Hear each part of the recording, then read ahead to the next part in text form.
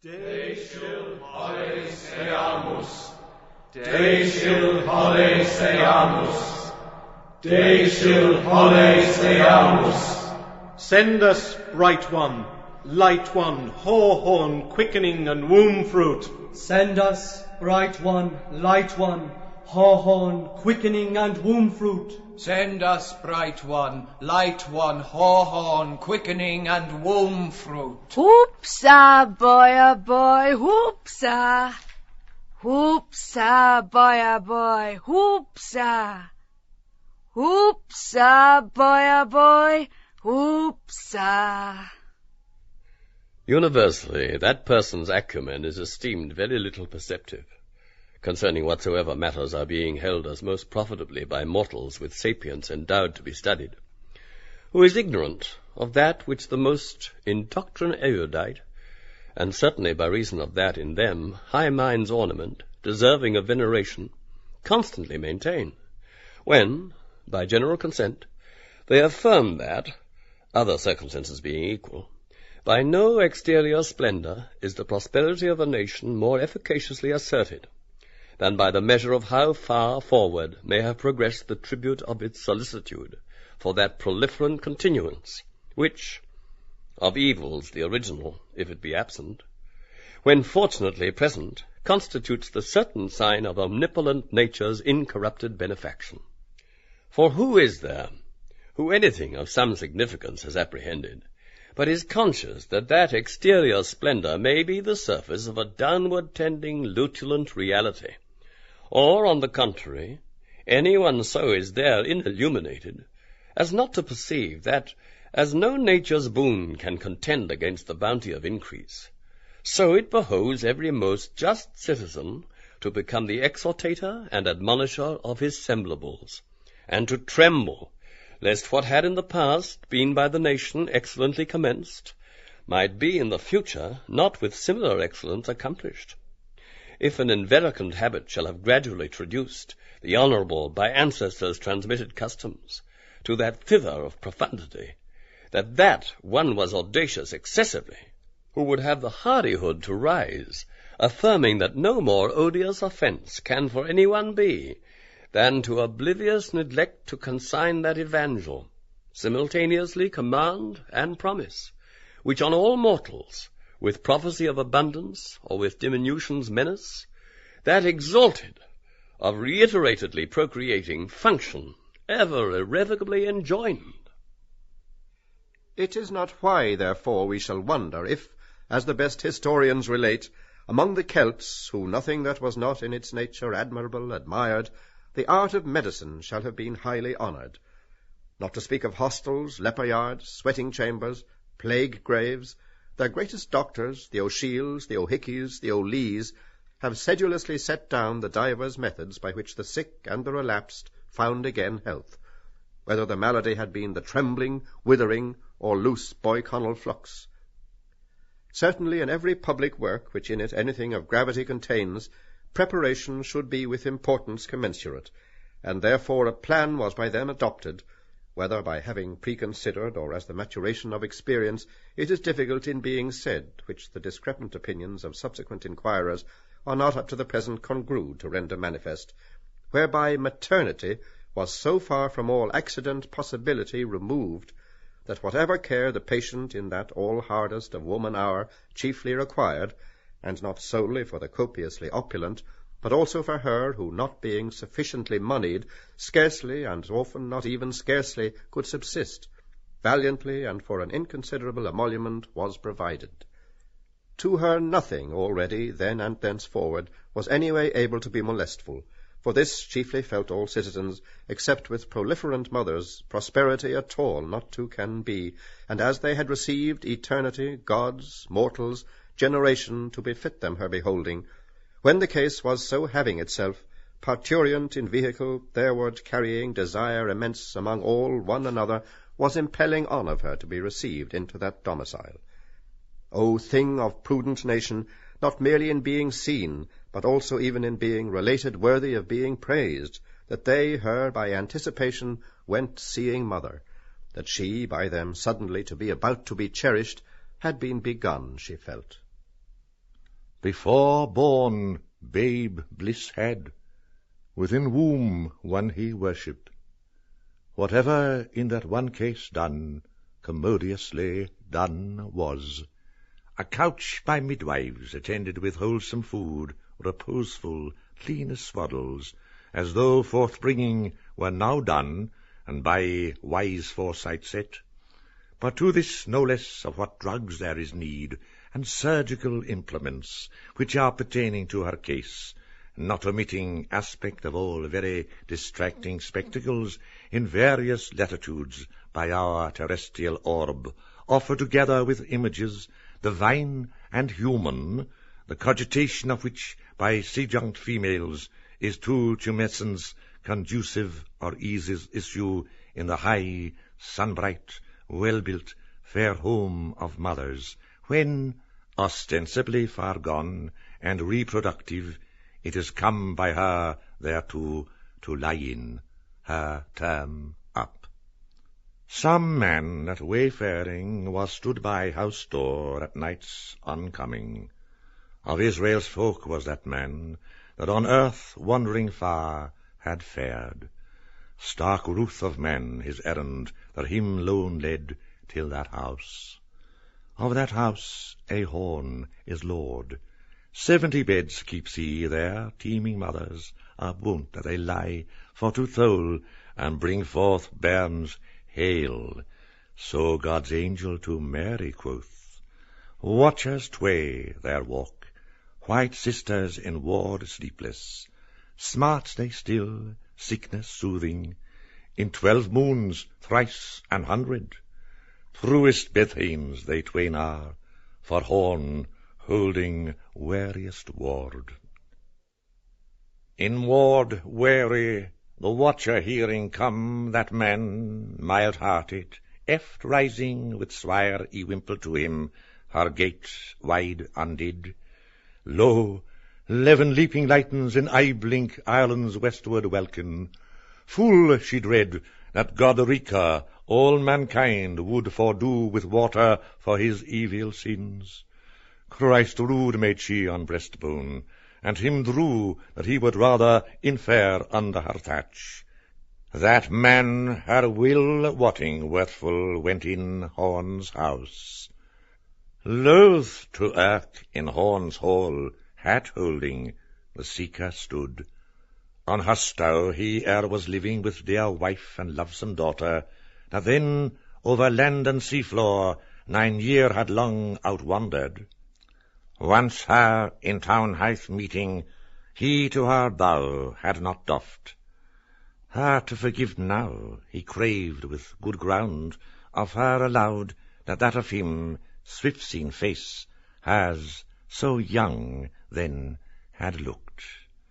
Light swift her eyes kindled, bloom of blushes his word winning. As her eyes then ungot his weed swat, therefore sorrow she feared. Glad after she was that e'er adread was.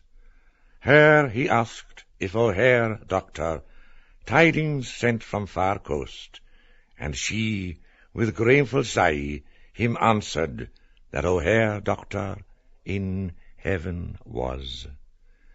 Sad was the man that were to hear that him so heavied in bowels rootful. All she there told him, ruing death for friend so young, algate sore, unwilling God's right wiseness to withstay. She said that he had a fair sweet death, through God his goodness, with mass priest to be shriven, holy housel, and sick men's oil to his limbs. The man then, right earnest, asked the nun of which death the dead man was died.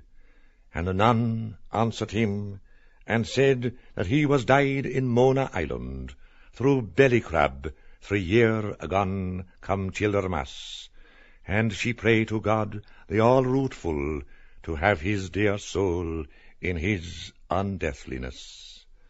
He heard her sad words, inhaled hat sad staring, So stood they there both a while, in one hope, sorrowing one with other. Therefore, every man, look to that last end, that is thy death, and the dust that gripeth on every man that is born of woman. For as he came naked forth from his mother's womb, so naked shall he wend him at the last, for to go as he came. The man that was come into the house then spoke to the nursing woman, and he asked her how it fared with the woman that lay there in childbed. The nursing woman answered him and said that that woman was in throes now full 3 days, and that it would be a hard birth, uneath to bear, but that now in a little it would be. She said thereto that she had seen many births of women, but never was none so hard as was that woman's birth. Then she set it forth all to him, that time was, had lived nigh that house. The man hearkened to her words, for he felt with wonder women's woe and the travail that they have of motherhood. And he wondered to look on her face, that was a young face for any man to see, but yet was she left after long years a handmaid. 9-12 blood flows, chiding her childless. And whiles they spake, the door of the castle was opened, and there nighed them a mickle noise, as of many that sat there at meat. And there came against the place as they stood a young learning knight yclept Dixon. And the traveller Leopold was couth to him, sithen it had happed that they had had ado each with other in the house of Misericorde, where this learning knight lay, because the traveller Leopold came there to be healed, for he was sore wounded in his breast by a spear wherewith the horrible and dreadful dragon was smitten him, for which he did do make a salve of volatile salt and chrism, as much as he might suffice. And he said now that he should go into that castle for to make merry with them that were there. And the traveller Leopold said that he should go otherwhither, for he was a man of cautels and a subtle.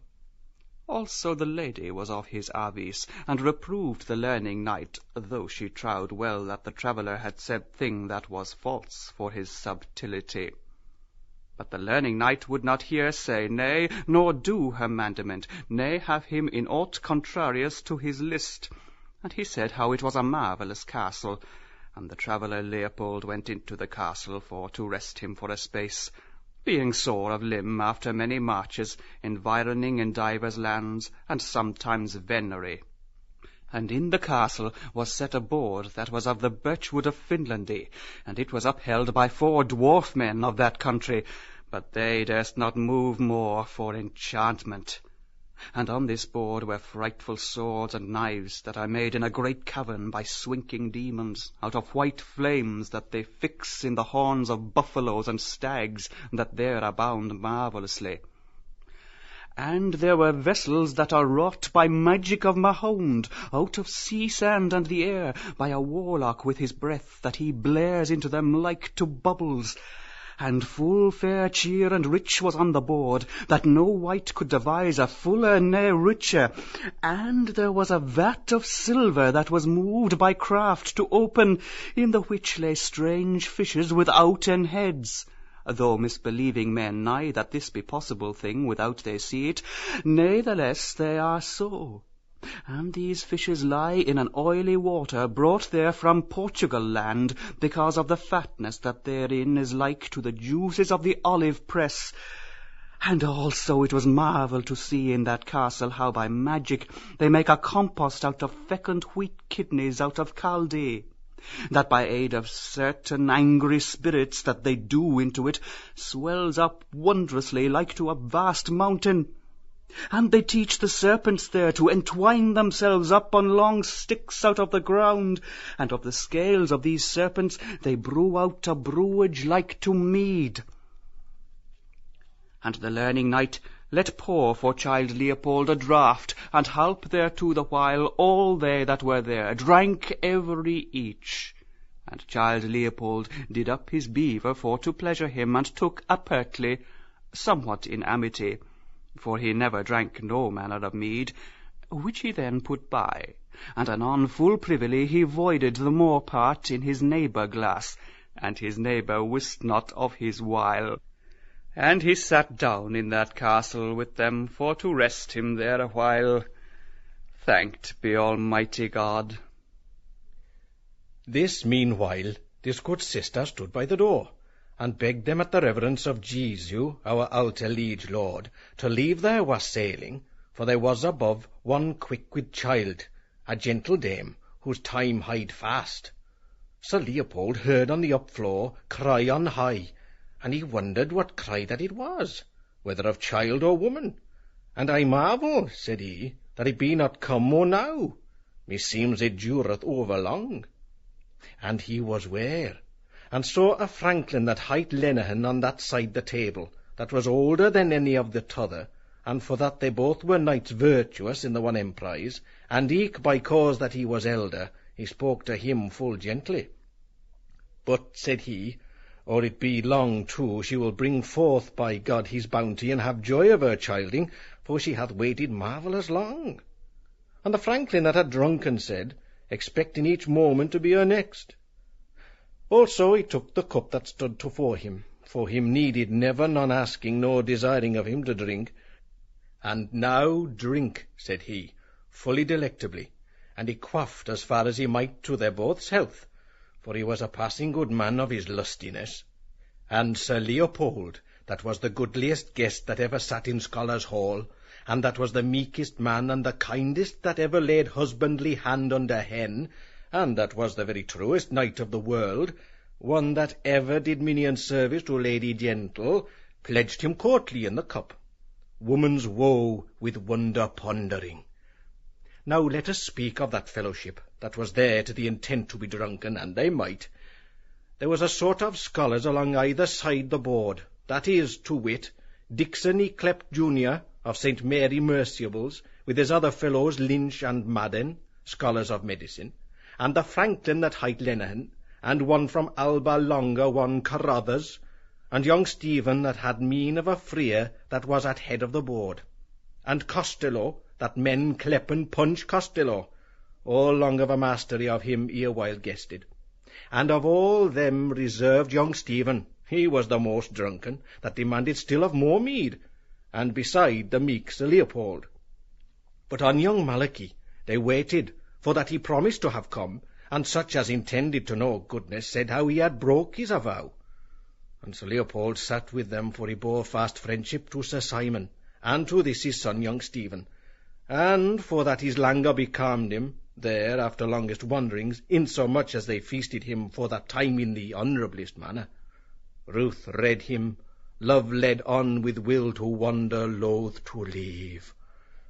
For they were right witty scholars, and he heard their sounds each gen other, as touching birth and righteousness, young Madden maintaining that put such case it were hard the wife to die, for so it had fallen out a matter of some year agone with a woman of a blaner in Horn's house, that now was trespassed out of this world, and the self-night next before her death all leeches and apothecaries had taken counsel of her case. And they said farther she should live, because in the beginning they said the woman should bring forth in pain, and wherefore they that were of this imagination affirmed how young Madden had said truth, for he had conscience to let her die. And not few, and of these was young Lynch, were in doubt that the world was now right evil governed, as it was never other, howbeit the mean people believed it otherwise, but the law nor his judges did provide no remedy. A redress God grant. This was scant said, but all cried with one acclaim, nay, by our Virgin Mother, the wife should live and the babe to die. In colour whereof they waxed hot upon that head, what with argument, and what for their drinking, but the franklin Lenehan was prompt each when to pour them ale, so that at the least way mirth might not lack. Then young Madden showed all the whole affair, and when he said how that she was dead, and how for holy religion's sake, by rede of palmer and beadsman, and for a vow he had made to St. Ultan of Abracan, her goodman husband would not let her death, whereby they were all wondrous grieved. To whom young Stephen had these words following: Murmur, sirs, is eke oft among lay folk. Both babe and parent now glorify their Maker, the one in limbo gloom, the other in purge fire. But, gramercy, what of those God-possible souls that we nightly impossibilize? Which is the sin against the Holy Ghost, very God, Lord and Giver of life? For, sirs, he said, our lust is brief. We are means to those small creatures within us, and nature has other ends than we. Then said Dixon Junior to Punch Costello, wist he what ends? But he had overmuch drunken, and the best word he could have of him was that he would ever dishonest a woman, whoso she were, or wife, or maid, or leman, if it so fortuned him to be delivered of his spleen of lusty head. Whereat Crothers of Albalonga sang young Malachy's praise of that beast the unicorn, how, once in the millennium, he cometh by his horn. The other all this while pricked forward their jibes wherewith they did malice him, witnessing all, and several by Saint Futinus' engines, that he was able to do any manner of thing that lay in man to do. Thereat laughed they all right jocundly, only young Stephen and Sir Leopold, which never durst laugh too open by reason of a strange humour which he would not bewray, and also for that he rued for her that bare whoso she might be or wheresoever. Then spoke young Stephen Orgulus of Mother Church that would cast him out of her bosom, of lore of cannons, of Lilith, patron of abortions, of bigness wrought by wind of seeds of brightness, or by potency of vampires mouth to mouth, or, as Virgilius saith, by the influence of the Occident, or by the reek of moonflower, or, an she lie with a woman which a man has but lain with, effectu secuto, or peradventure in her bath, according to the opinions of Averroes and Moses Maimonides. He said also how at the end of the 2nd month the human soul was infused, and how in all our Holy Mother foldeth ever souls for God's greater glory, whereas that earthly mother, which was but a dam to bring forth beastly, should die by cannon. For so saith he that holdeth the fisherman's seal, even that blessed Peter, on which rock was Holy Church for all ages founded. All they bachelors then asked of Sir Leopold, would he in like case so jeopard her person as risk life to save life? A wariness of mind he would answer, as fitted all, and laying hand to jaw, he said, dissembling, as his wont was, that as it was informed him, who had ever loved the art of physic as might a layman, and agreeing also with his experience of so seldom seen an accident, it was good for that Mother Church belike at one blow had birth and death pence, and in such sort delivery he skipped their questions. That is truth, Pardy, said Dixon, and, or I err, a pregnant word. Which hearing young Stephen was a marvellous glad man, and he averred that he who stealeth from the poor lendeth to the Lord, for he was of a wild manner when he was drunken, and that he was now in that taking it appeared eftsoons.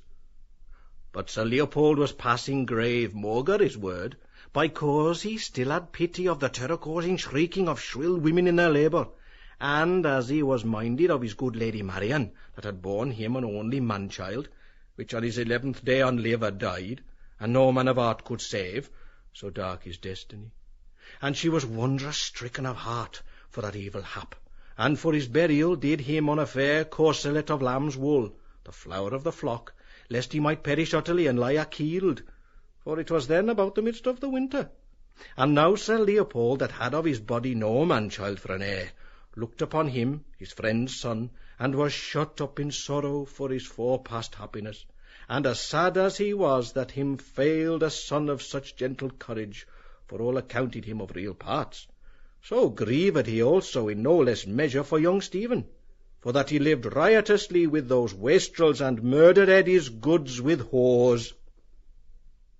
About that present time, young Stephen filled all cups that stood empty, so as there remained but little mo, if the prudenter had not shadowed their approach from him that still plied it very busily, who, praying for the intentions of the sovereign pontiff, he gave them for a pledge the Vicar of Christ, which also, as he said, is Vicar of Bray. Now drink we, quoth he, of this mazer, and quaff ye this mead, which is not indeed parcel of my body, but my soul's bodiment. Leave ye fraction of bread to them that live by bread alone. Be not afeard neither for any want, for this will comfort more than the other will dismay. See ye here. And he showed them glistering coins of the tribute, and goldsmith's notes, the worth of £2.19 that he had, he said, for a song which he writ. They all admired to see the foresaid riches in such dearth of money as was here before. His words were then these as followeth. Know all men, he said, time's ruins build eternity's mansions. What means this?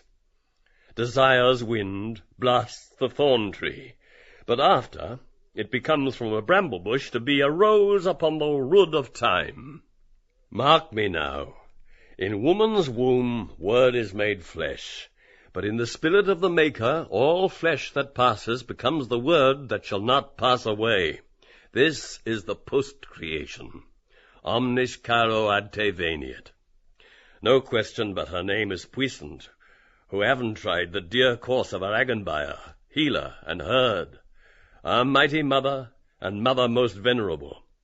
And Bernardus saith aptly that she hath an omnipotentium Dei pare supplicem, that is, to wit, an almightiness of petition, because she is the second Eve, and she won us, saith Augustine too, whereas that other, our grandam, which we are linked up with by successive anastomosis of navel cords, sold us all, seed, breed, and generation, for a penny pippin.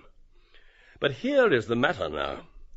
Or she knew him, that second I say, and was but creature of her creature, Vergine madre filia di tuo figlio, or she knew him not, and then stands she in the one denial or ignorancy with Peter Piscator, who lives in the house that Jack built, and with Joseph the joiner, patron of the happy demise of all unhappy marriages, parce que Monsieur Léo Taxil nous a dit qu'il avait mis dans cette fichue position, c'était le sacré pigeon, ventre de Dieu. Ain't they there?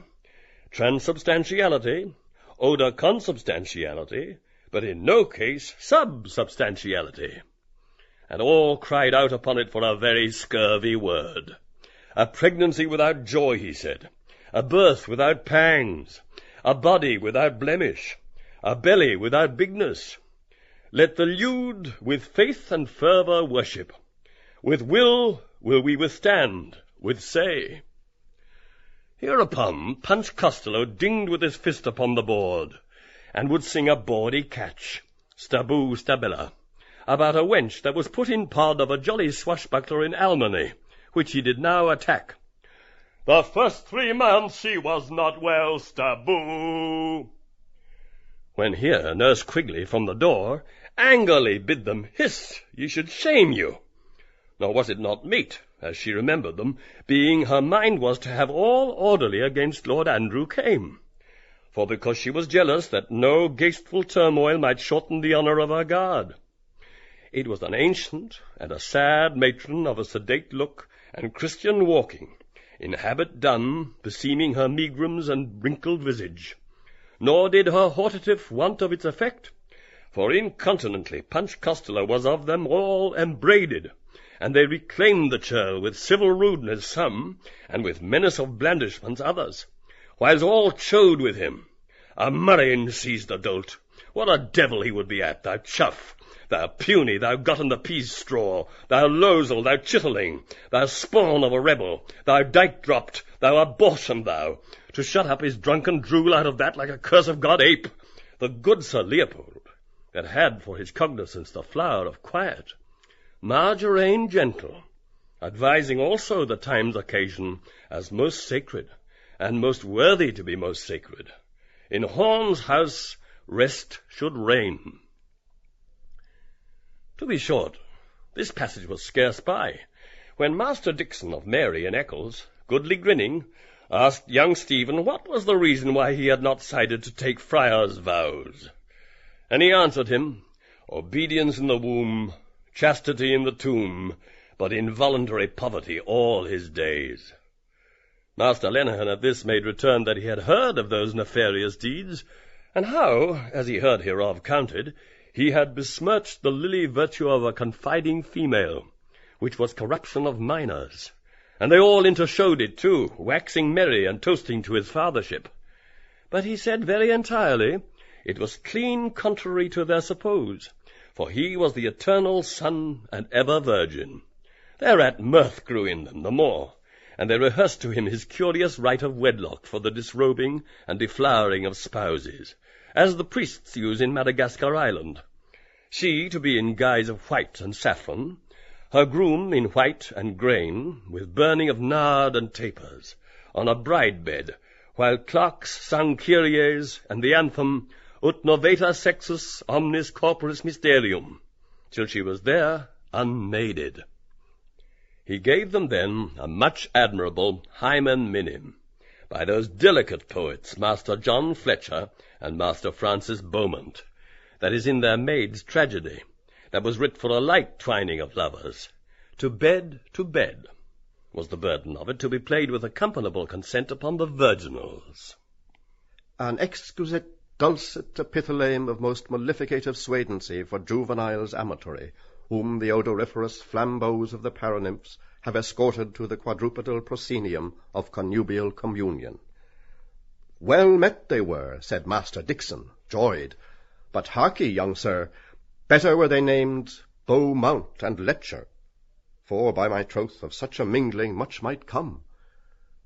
Young Stephen said, indeed, to his best remembrance, they had but the one doxy between them, and she of the stews, to make shift with in delights amorous, for life ran very high in those days, and the custom of the country approved with it.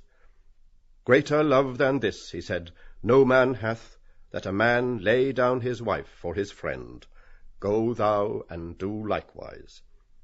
Thus, or words to that effect, said Zarathustra, sometime Regius Professor of French Letters to the University of Oxtail, nor breathed there ever that man to whom mankind was more beholden. Bring a stranger within thy tower, it will go hard, but thou wilt have the second best bed.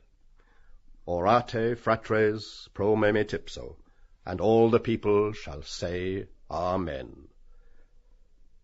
Remember, Aaron, thy generations and thy days of old, how thou settest little by me and by my word, and broughtest in a stranger to my gates, to commit fornication in my sight, and to wax fat, and kick like Jeshurun.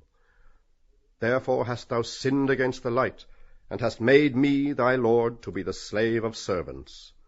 Return, return, Clan Millie, forget me not, O my Lycian.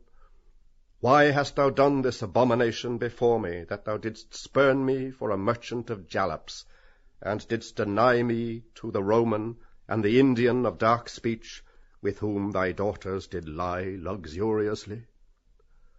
Look forth now, my people, upon the land of behest, even from Horeb, and from Nebo, and from Pisgah, and from the horns of Hatton, unto a land flowing with milk and money. But thou hast suckled me with a bitter milk. My moon and my sun thou hast quenched forever, and thou hast left me alone forever in the dark ways of my bitterness, and with a kiss of ashes hast thou kissed my mouth. This tenebrosity of the interior, he proceeded to say, hath not been illumined by the wit of the Septuagint, nor so much as mentioned, for the Orient from on high, which brake hell's gates, visited a darkness that was foraneous. Assuefaction minorates atrocities, as Tully saith of his darling Stoics, and Hamlet his father showeth the prince no blister of combustion. The adiaphane in the noon of life is an Egypt's plague, which in the nights of pre-nativity and post-mortemity is their most proper ubi and quomodo. And as the ends and ultimates of all things accord in some mean and measure with their inceptions and originals, that same multiplicit concordance which leads forth growth from birth, accomplishing by a retrogressive metamorphosis that minishing and ablation towards the final which is agreeable unto nature, so is it with our subsolar being. The aged sisters draw us into life, we wail, batten, sport, clip, clasp, sunder, dwindle, die. over us dead they bend. First saved from water of old Nile, among bulrushes, a bed of fasciated wattles. At last the cavity of a mountain, an occulted sepulchre amid the conclamation of the hill-cat and the ossifrage.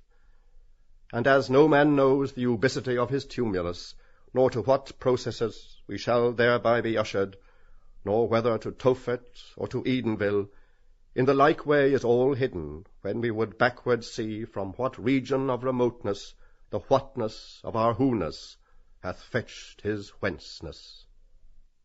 Thereto Punch Costello roared out mainly, Etienne, chanson! But he loudly bid them, Lo, wisdom hath built herself a house, this vast, majestic, long-stablished vault, the crystal palace of the Creator, all in apple pie order, a penny for him who finds the pea. Behold the mansion reared by Deedle Jack, see the malt stored in many a refluent sack, in the proud cirque of Jack John's bivouac. A black crack of noise in the street here, alack, bawled back. Loud on left Thor thundered, in anger awful the hammer-hurler. Came now the storm that hissed his heart, and Master Lynch bade him have a care to flout and wit wanton as the god's self was angered for his hell-prate and paganry. And he that had erst challenged to be so doughty waxed pale as they might all mark, and shrank together, and his pitch that was before so haught uplift was now of a sudden quite plucked down, and his heart shook within the cage of his breast as he tasted the rumour of that storm. Then did some mock, and some jeer, and Punch Costello fell hard again to his Yale, which Master Linehan vowed he would do after. And he was indeed but a word and a blow on any the least colour.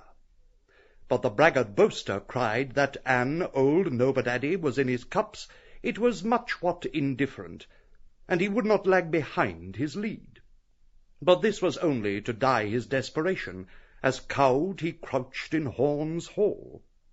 He drank indeed at one draught to pluck up a heart of any grace, for it thundered long, rumblingly, over all the heavens, so that Master Madden, being godly certain whiles, knocked him on his ribs upon that crack of doom, and Master Bloom at the braggart's side spoke to him calming words to slumber his great fear, advertising how it was no other thing but a hubbub noise that he heard, the discharge of fluid from the thunderhead, look you, having taken place, and all of the order of a natural phenomenon. But was young Boasthard's fear vanquished by Calmer's words? No, for he had in his bosom a spike named bitterness, which could not by words be done away.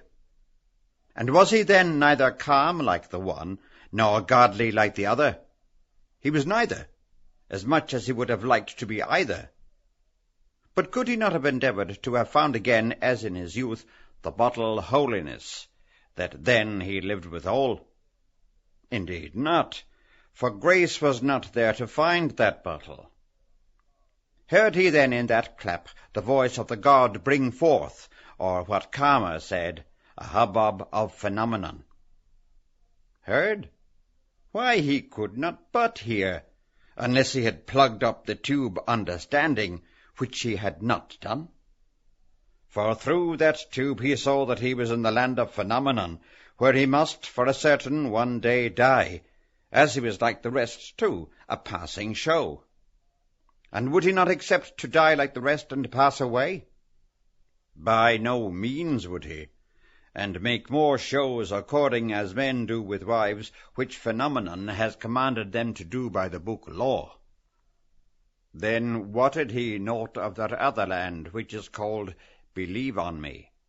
That is the land of promise, which behoves to the king delightful, and shall be for ever, where there is no death and no birth, neither wiving nor mothering, at which all shall come, as many as believe on it?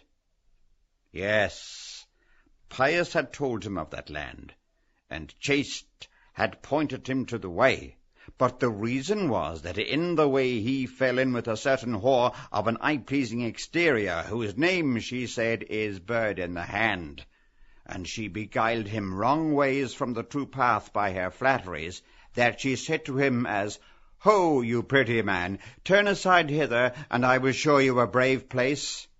And she lay at him so flatteringly that she had him in her grot, which is named Two in the Bush, or by some learned, carnal concupiscence. This was it. What all that company that sat there at commons in manse of mothers, the most lusted after, and if they met with this whore Bird in the Hand, which was within all foul plagues, monsters, and a wicked devil, they would strain the last, but they would make at her and know her.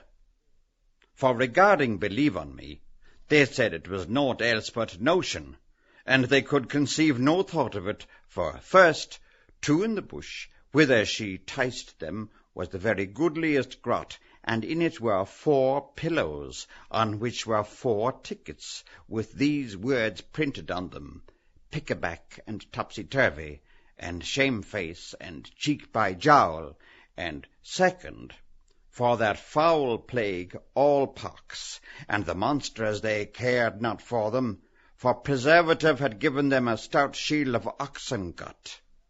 And third, that they might take no hurt neither from offspring, that was that wicked devil by virtue of the same shield which was named Kill-Child. So were they all in their blind fancy, Mr. Cavil, and Mr. Sometimes Godly, Mr. Ape Swillale, Mr. False Franklin, Mr. Dainty Dixon, young Boasthard, and Mr. Cautious Calmer. Wherein, O wretched company, were ye all deceived? For that was the voice of the God that was in a very grievous rage, that he would presently lift his arm, and spill their souls for their abuses and their spillings done by them contrariwise to his word, which forth to bring brenningly biddeth. So, Thursday, 16th June, Patrick Dignam laid in clay, of an apoplexy, and after hard drought, please God, rained. A bargeman coming in by water, a 50 mile or thereabout with turf, saying the seed won't sprout. Fields athirst, very sad-coloured, and stunk mightily. The quags and tofts too.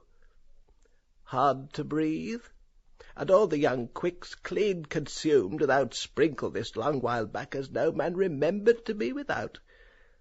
The rosy buds all gone brown, and spread out blobs, and on the hills naught but dry flag and faggots that would catch at first fire.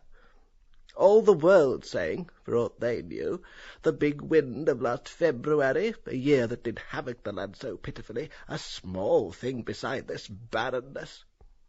But by and by, as said, this evening after sundown, the wind sitting in the west, biggish swollen clouds to be seen as the night increased, and the weather-wise pouring up at them, and some sheet lightnings at first and after, past 10 of the clock.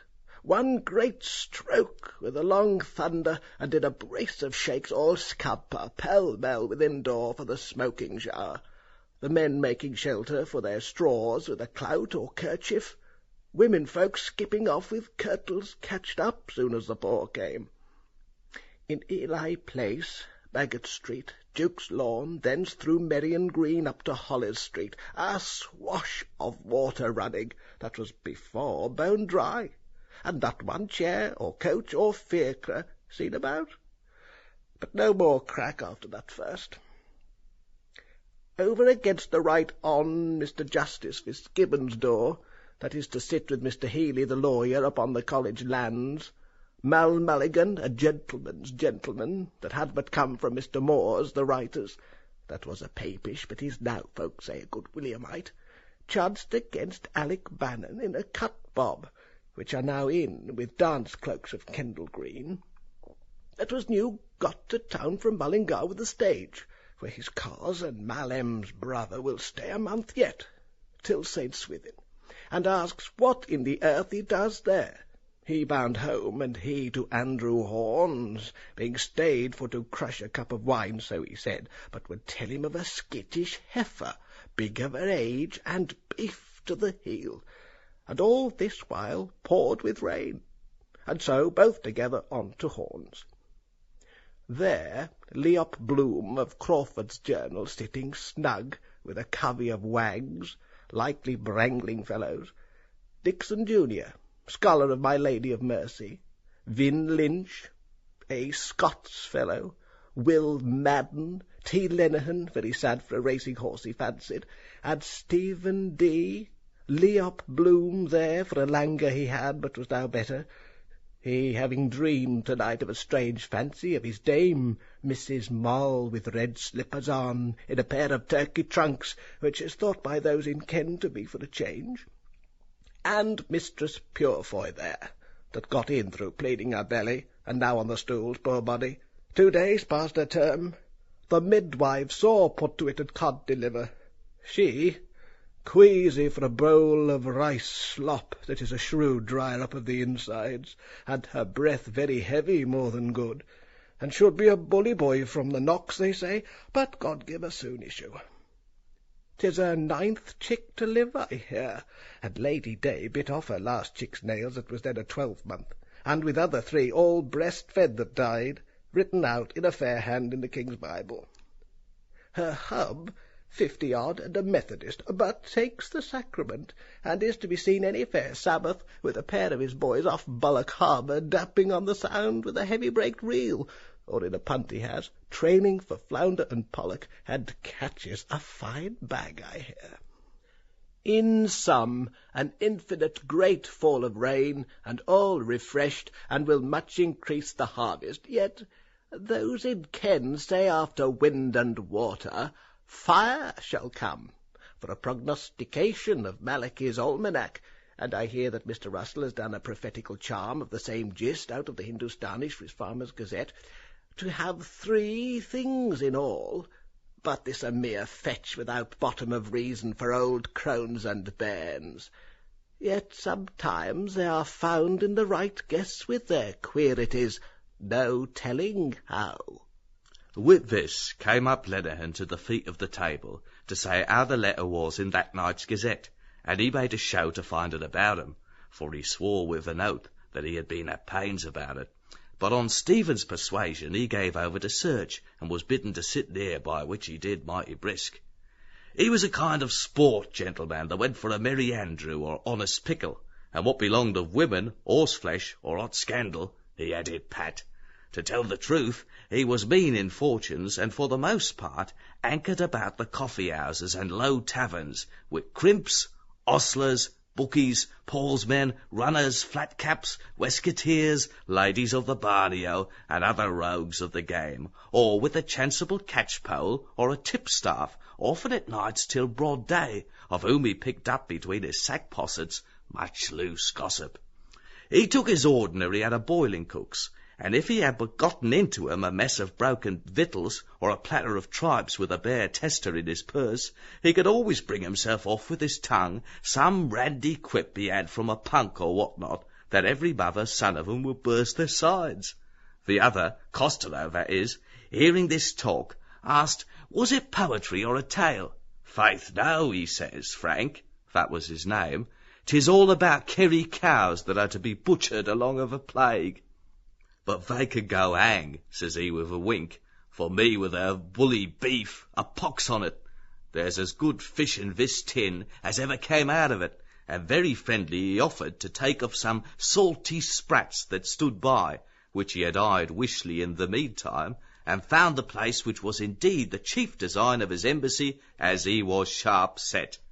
Mort o' vache, says Frank then in the French language that had been indentured to a brandy shipper that has a wine lodge in Bordeaux, and he spoke French like a gentleman too. From a child this Frank had been a do-not, that his father, at Edinburgh, who could ill keep him to school to learn his letters and the use of the globes, matriculated at the university to study the mechanics, but he took the bit between his teeth like a raw colt, and was more familiar with the justiciary and the parish beadle than with his volumes. One time he would be a play actor, then a sutler or a welsher, then naught would keep him from the bear pit and the cocking man. Then he was for the ocean sea, or to hoof it on the roads with the Romany folk, kidnapping a squire's heir by favour of moonlight, or fecking maids' linen, or choking chickens behind a hedge. He had been off as many times as a cat has lives, and back again with naked pockets as many more, to his father, the Edborough, who shed a pint of tears as often as he saw him. "What," says Mr. Leopold, with his hands across, that was earnest to know the drift of it, "will they slaughter all? I protest I saw them but this day morning going to the Liverpool boat," says he. "I can scarce believe 'tis so bad," says he. And he had experience of the like brood beasts and of springers, greasy hoggets, and weather wools, having been some years before actuary for Mr. Joseph Cuff, a worthy salesmaster that drove his trade for livestock and meadow auctions hard by Mr. Gavin Lowe's yard in Prussia Street. "I question with you there," says he. "More 'tis like the whoos of the timber tongue." Mr. Stephen, a little moved, but very handsomely, told him no such matter, and that he had dispatches from the Emperor's chief tail-tickler thanking him for the hospitality, that was sending over Dr. Rinderpest, the best-quoted cow-catcher in all Muscovy, with a bolus or two of physic, to take the bull by the horns. "Come, come," says Mr. Vincent, "plain dealing. He'll find himself on the horns of a dilemma if he meddles with a bull that's Irish," says he. "Irish by name and Irish by nature," says Mr. Stephen, and he sent the ale purling about. "An Irish bull in an English china shop." "I conceive you," says Mr. Dixon. "It is that same bull that was sent to our island by Farmer Nicholas, the bravest cattle breeder of them all, with an emerald ring in his nose." "True for you," says Mr. Vincent, cross the table, "and a bull's-eye into the bargain," says he, "and a plumper and a portlier bull," says he, "never shit on Shamrock. He'd horns galore, a coat of gold, and a sweet, smoky breath coming out of his nostrils, so that the women of our island, leaving dough-balls and rolling pins, followed after him, hanging his bulliness in daisy chains." "What for that?" says Mr. Dixon. "But before he came over, Farmer Nicholas, that was a eunuch, had him properly gelded by a college of doctors, who were no better off than himself. So be off now," says he, "and do all my cousin German the Lord Harry tells you, and take a farmer's blessing." And with that he slapped his posteriors very soundly. But the slap and the blessing stood him friend, says Mr. Vincent, for to make up he taught him a trick worth two of the others, so that maid, wife, abbess, and widow to this day affirm that they would rather any time of the month whisper in his ear in the dark of a cowhouse, or get a lick on the nape from his long, holy tongue, than lie with the finest strapping young ravisher in the 4 fields of all Ireland. Another then put in his word. "And they dressed him," says he, "in a point shift and petticoat, with a tippet and girdle and ruffles on his wrists, and clipped his forelock and rubbed him all over with spermacetic oil, and built stables for him at every turn of the road, with a gold manger in each full of the best hay in the market, so that he could doss and dung to his heart's content." By this time the father of the faithful, for so they called him, was grown so heavy that he could scarce walk to pasture, to remedy which our cousining dames and damsels brought him his fodder in their apron laps, and as soon as his belly was full he would rear up on his hind quarters to show their ladyships a mystery, and roar and bellow out of him in bull's language, and they all after him. "Aye," says another, "and so pampered was he that he would suffer nought to grow in all the land but green grass for himself, for that was the only colour to his mind. And there was a board put up on a hillock in the middle of the island with a printed notice saying, 'By the Lord Harry, green is the grass that grows on the ground.' And, says Mr. Dixon, if ever he got scent of a cattle raider in Roscommon, or the wilds of Connemara, or a husbandman in Sligo that was sowing as much as a handful of mustard or a bag of rapeseed, Out he run amuck over half the countryside, rooting up with his horns whatever was planted, and all by Lord Harry's orders. There was bad blood between them at first, says Mr. Vincent, and the Lord Harry called Farmer Nicholas all the old nicks in the world, and an old whoremaster that kept 7 trulls in his house, and I'll meddle in his matters, says he. I'll make that animal smell hell, says he, with the help of that good pizzle my father left me. But one evening, says Mr. Dixon, when the Lord Harry was cleaning his royal pelt to go to dinner after winning a boat race, he'd spade oars for himself, but the first rule of the course was that the others were to row with pitchforks. He discovered in himself a wonderful likeness to a bull, and on picking up a black-thumbed chapbook that he kept in the pantry, he found sure enough that he was a left-handed descendant of the famous champion bull of the Romans, Bos Bovum, which is good bog Latin for boss of the show. After that, says Mr. Vincent, the Lord Harry put his head into a cow's drinking trough in the presence of all his courtiers, and pulling it out again told them all his new name. Then, with the water running off him, he got into an old smock and skirt that had belonged to his grandmother, and bought a grammar of the bull's language to study, but he could never learn a word of it except the first personal pronoun, which he copied out big and got off by heart, and if ever he went out for a walk, he filled his pockets with chalk to write it up on what took his fancy. The side of a rock, or a tea-house table, or a bale of cotton, or a cork float. In short, he and the Bull of Ireland were soon as fast friends as an arse and a shirt. They were, says Mr. Stephen, and the end was that the men of the island, seeing no help was toward, as the ungreat women were all of one mind, made a wherry raft, loading themselves and their bundles of chattels on shipboard, set all masts erect, manned the yards, sprang their luff, heaved to, spread 3 sheets in the wind, put her head between wind and water, weighed anchor, ported her helm, ran up the Jolly Roger, gave 3 times 3, let the Bull Jean run, pushed off in their bumboat and put to sea to recover the main of America. Which was the occasion, says Mr. Vincent, of the composing by a boatswain of that rollicking chanty, Pope Peter's but to piss a bed, a man's a man for a' that.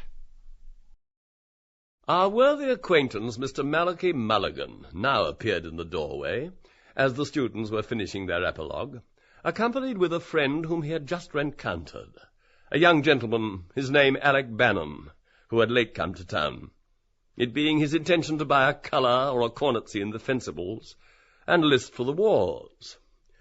Mr. Mulligan was civil enough to express some relish of it, all the more as it jumped with a project of his own, for the cure of the very evil that had been touched on.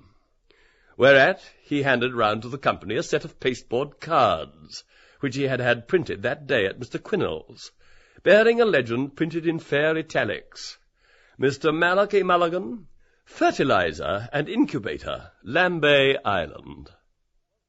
His project, as he went on to expound, was to withdraw from the round of idle pleasures, such as form the chief business of Sir Fopling Popinjay and Sir Milksop Quidnunc in town, and to devote himself to the noblest task for which our bodily organism has been framed. Well, let us hear of it, good my friend, said Mr. Dixon. I make no doubt it smacks of wenching. Come, be seated both. 'Tis as cheap sitting as standing. Mr. Mulligan accepted of the invitation, and, expatiating on his design, told his hearers that he had been led into this thought by a consideration of the causes of sterility, both the inhibitory and the prohibitory, whether the inhibition in its turn were due to conjugal vexations, or to a parsimony of the balance, as well as whether the prohibition proceeded from defects congenital or from proclivities acquired.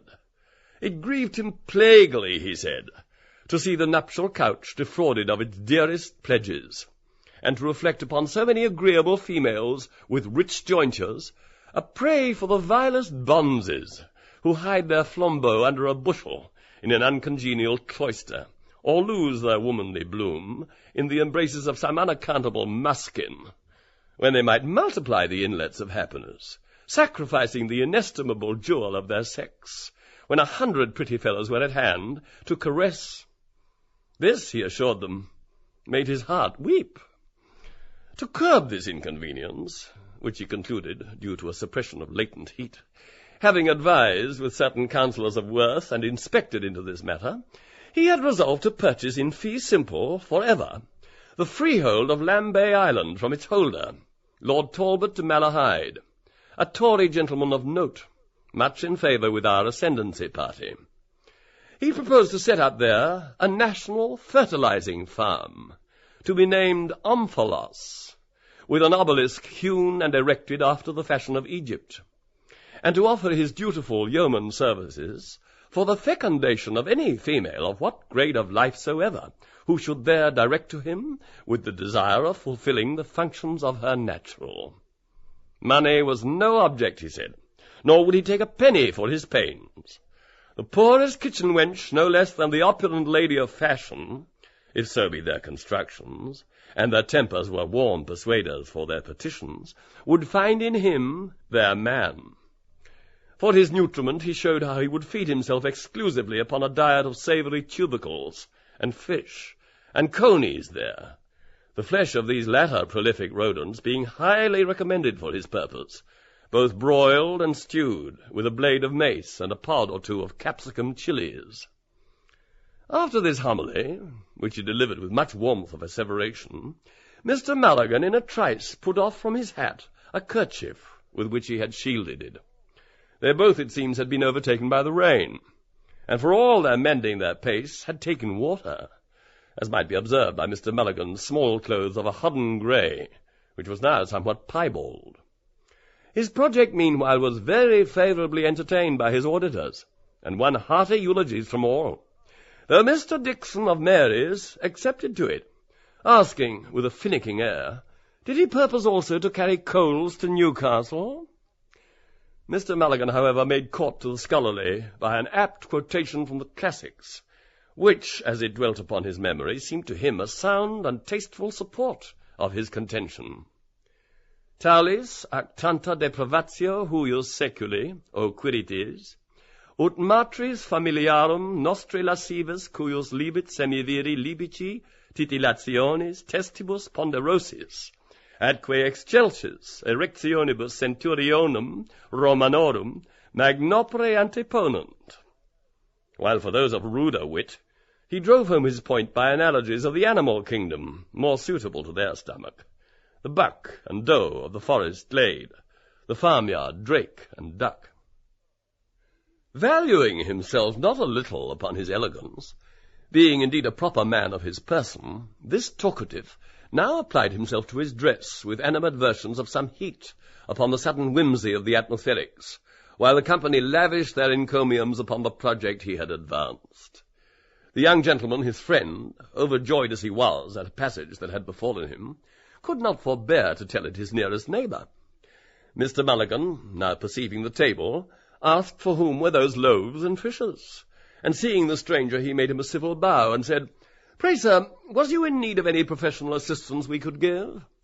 Who, upon his offer, thanked him very heartily, though preserving his proper distance, and replied that he was come there about a lady, now an inmate of Horn's house, that was in an interesting condition, poor lady, from woman's woe, and here he fetched a deep sigh, to know if her happiness had yet taken place.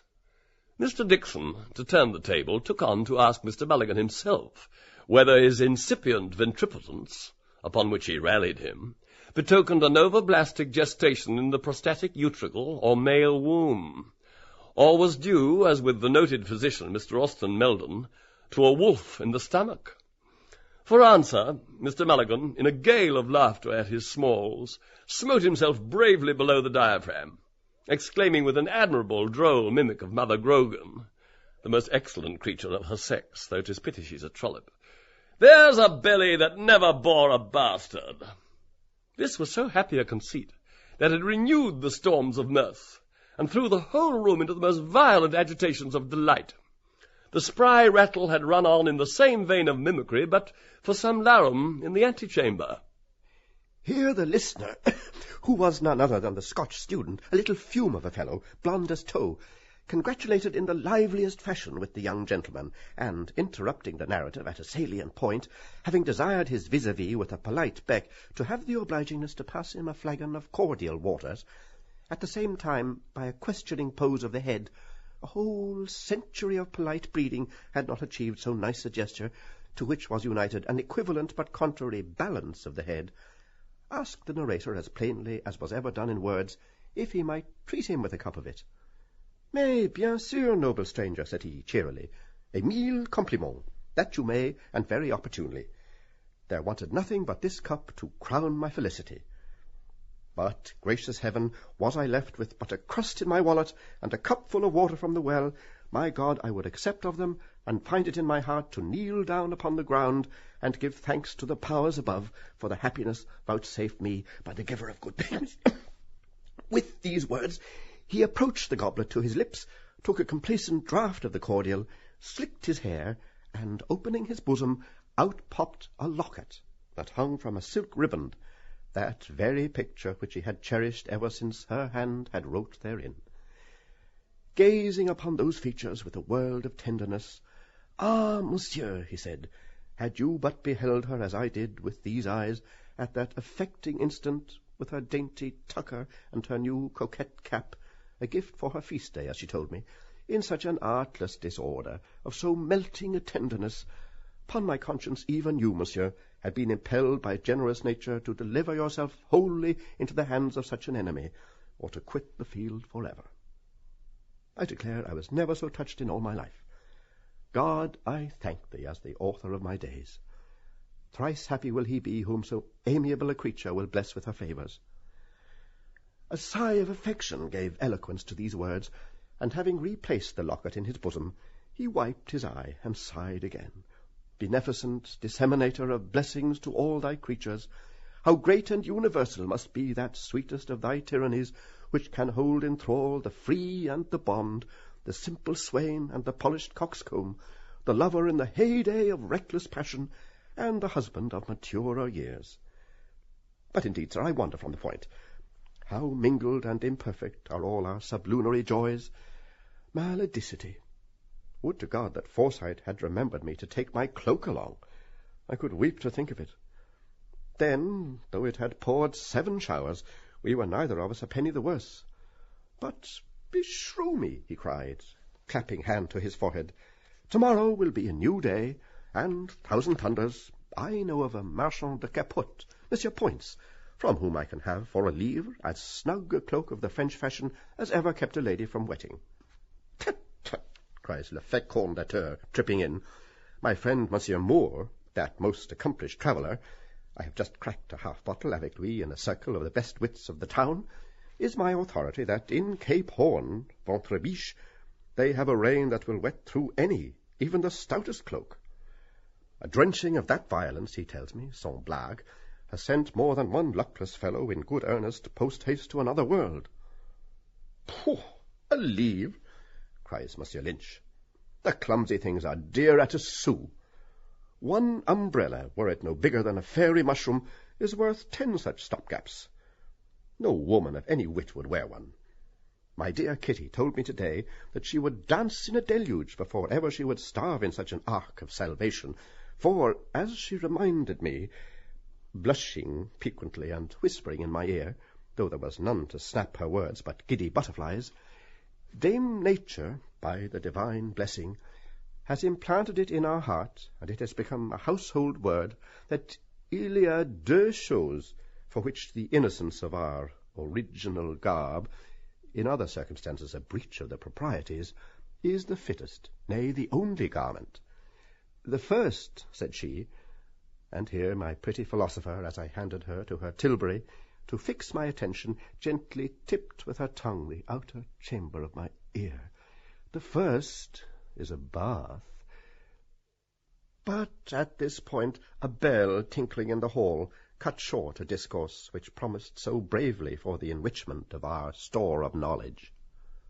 Amid the general vacant hilarity of the assembly, a bell rang, and while all were conjecturing what might be the cause, Miss Callan entered, and having spoken a few words in a low tone to young Mr. Dixon, retired with a profound bow to the company. The presence, even for a moment, among a party of debauchees, of a woman endued with every quality of modesty, and not less severe than beautiful, refrained the humorous sallies even of the most licentious. But her departure was the signal for an outbreak of ribaldry. "Strike me silly," said Costello, a low fellow who was fuddled. "A monstrous fine bit of cow-flesh. I'll be sworn she has rendezvoused you. What, you dog? Have you a way with them, gads, bud?" "Immensely so," said Mr. Lynch. "The bedside manner it is that they use in the Mater Hospice. Demi, does not Dr. O'Gargle chuck the nuns there under the chin? As I look to be saved, I had it from my Kitty, who has been ward-maid there any time these 7 months. "Lawks a mercy, Doctor," cried the young blood in the primrose vest, feigning a womanish simper and immodest squirmings of his body. "How you do tease a body! Drat the man! Bless me, I'm all of a wibbly-wobbly. Why, you're as bad as dear little father. Can't you kiss him? That you are." "May this pot of 4 half choke me," cried Costello, "if she ain't in the family way. I knows a lady what's got a white swelling quick as I claps eyes on her." The young surgeon, however, rose and begged the company to excuse his retreat, as the nurse had just then informed him that he was needed in the ward. Merciful Providence had been pleased to put a period to the sufferings of the lady, who was enceinte, which she had borne with a laudable fortitude, and she had given birth to a bouncing boy. "I want patience," said he, "with those who, without wit to enliven, nor learning to instruct, revile an ennobling profession, which, saving the reverence due to the deity, is the greatest power for happiness upon the earth. I am positive when I say that, if need were, I could produce a cloud of witnesses to the excellence of her noble exercitations, which, so far from being a byword, should be a glorious incentive in the human breast. I cannot away with them. What? Malign such a one, the amiable Miss Callan, who is the lustre of her own sex, and the astonishment of ours, and at an instant the most momentous that can befall a puny child of clay? Perish the thought!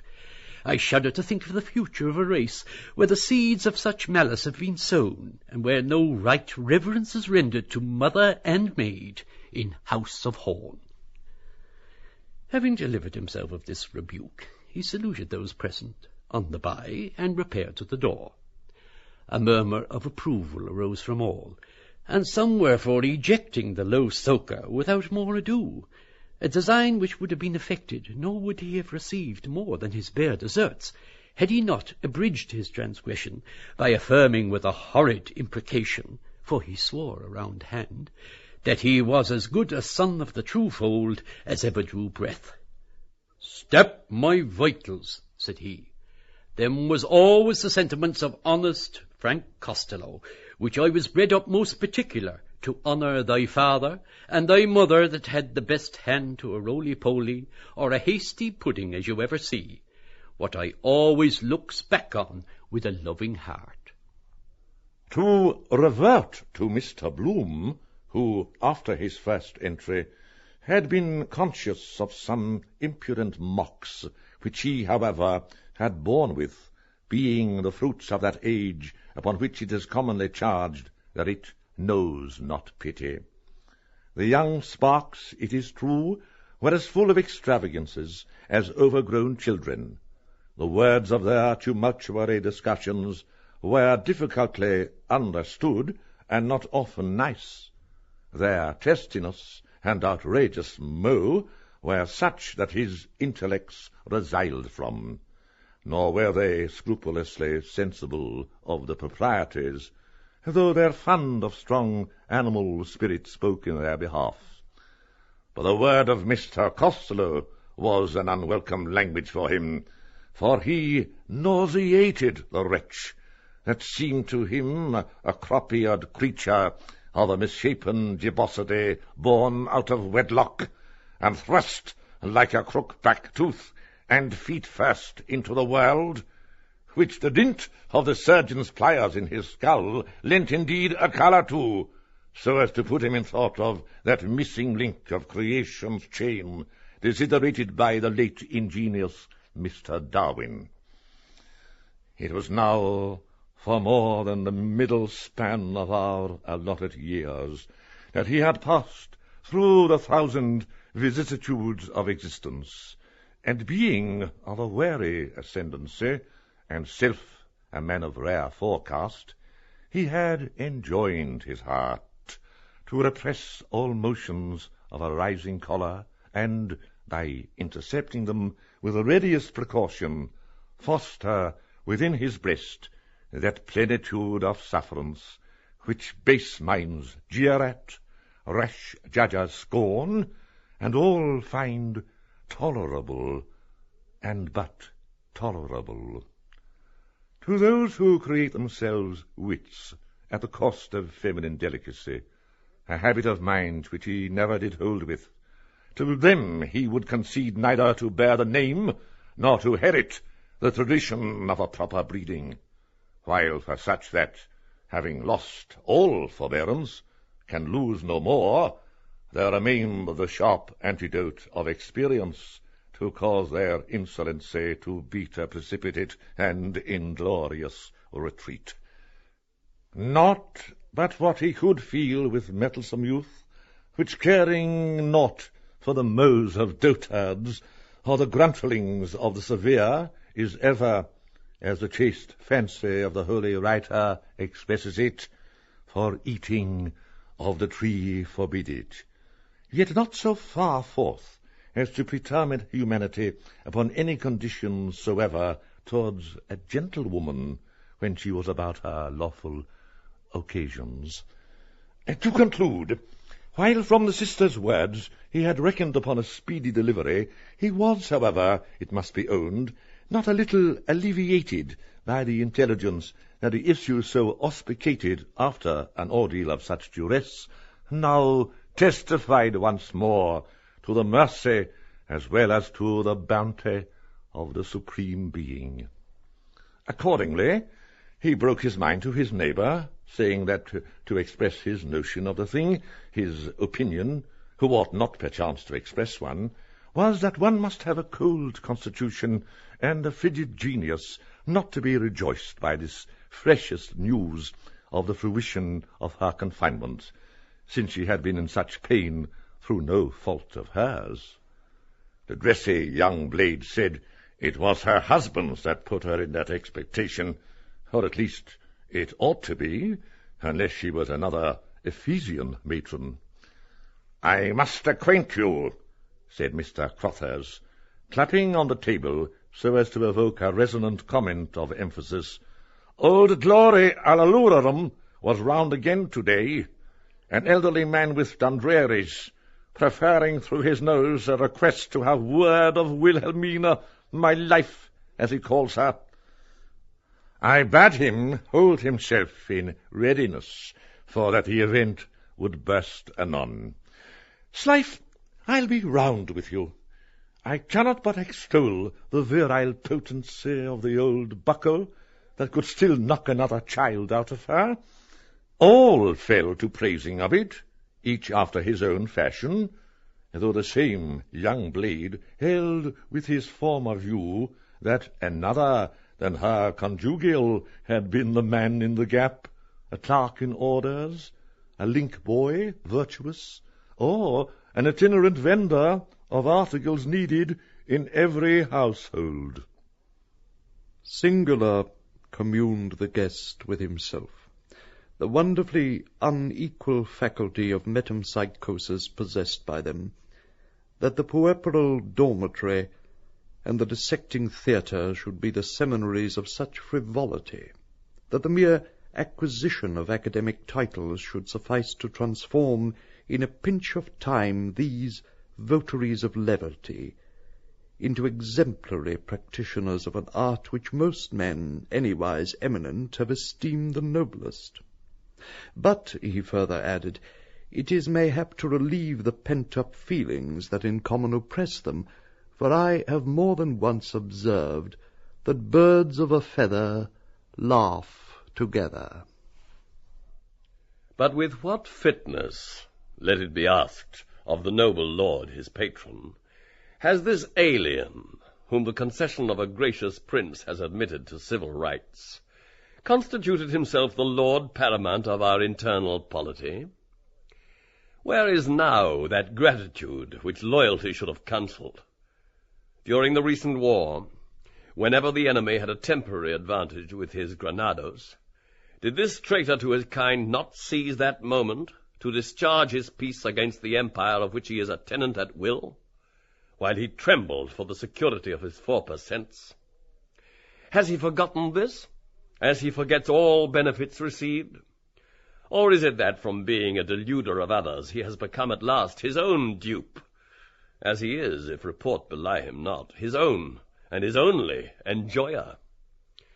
Far be it from candour to violate the bedchamber of a respectable lady, the daughter of a gallant major, or to cast the most distant reflections upon her virtue. But if he challenges attention there, as it was indeed highly his interest not to have done, then be it so. Unhappy woman, she has been too long and too persistently denied her legitimate prerogative to listen to his objurgations with any other feeling than the derision of the desperate. He says this, a censor of morals, a very pelican in his piety, who did not scruple, oblivious of the ties of nature, to attempt illicit intercourse with a female domestic drawn from the lowest strata of society. Nay, had the hussy's scouring-brush not been her tutelary angel, it had gone with her as hard as with Hagar the Egyptian. In the question of the grazing lands, his peevish asperity is notorious, and in Mr. Cuff's hearing brought upon him from an indignant rancher a scathing retort, couched in terms as straightforward as they were bucolic. It ill becomes him to preach that gospel. Has he not, nearer home, a seed field that lies fallow for the want of a ploughshare? A habit reprehensible at puberty is second nature, and an opprobrium in middle life.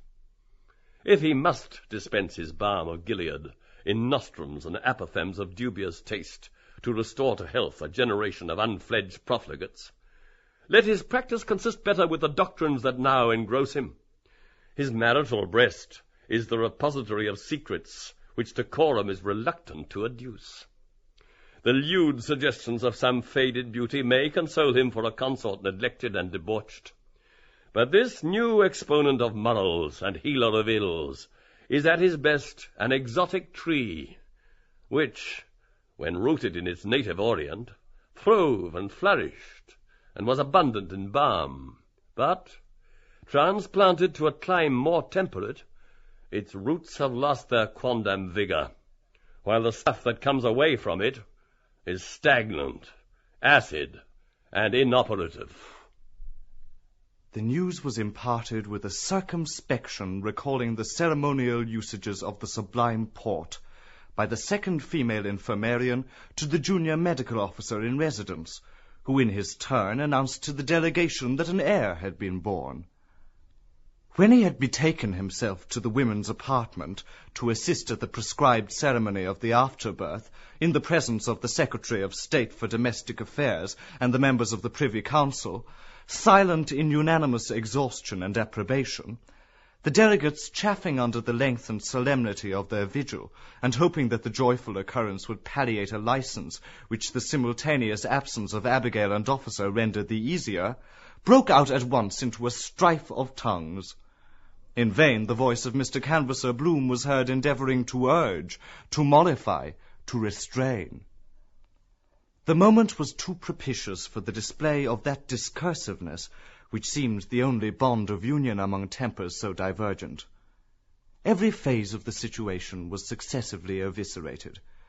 The prenatal repugnance of uterine brothers, the caesarean section, posthumity with respect to the father, and that rarer form with respect to the mother, the fratricidal case known as the child's murder, and rendered memorable by the impassioned plea of Mr. Advocate Bush, which secured the acquittal of the wrongfully accused, the rights of primogeniture and king's bounty touching twins and triplets, miscarriages and infanticides, simulated and dissimulated, a cardiac fetus in fetu, a prosopia due to a congestion, the agnatia of certain chinless Chinamen cited by Mr. Candidate Mulligan in consequence of defective reunion of the maxillary knobs along the medial line, so that, as he said, one ear could hear what the other spoke, the benefits of anesthesia or twilight sleep, the prolongation of labor pains in advanced gravidancy by reason of pressure on the vein, the premature relentment of the amniotic fluid as exemplified in the actual case,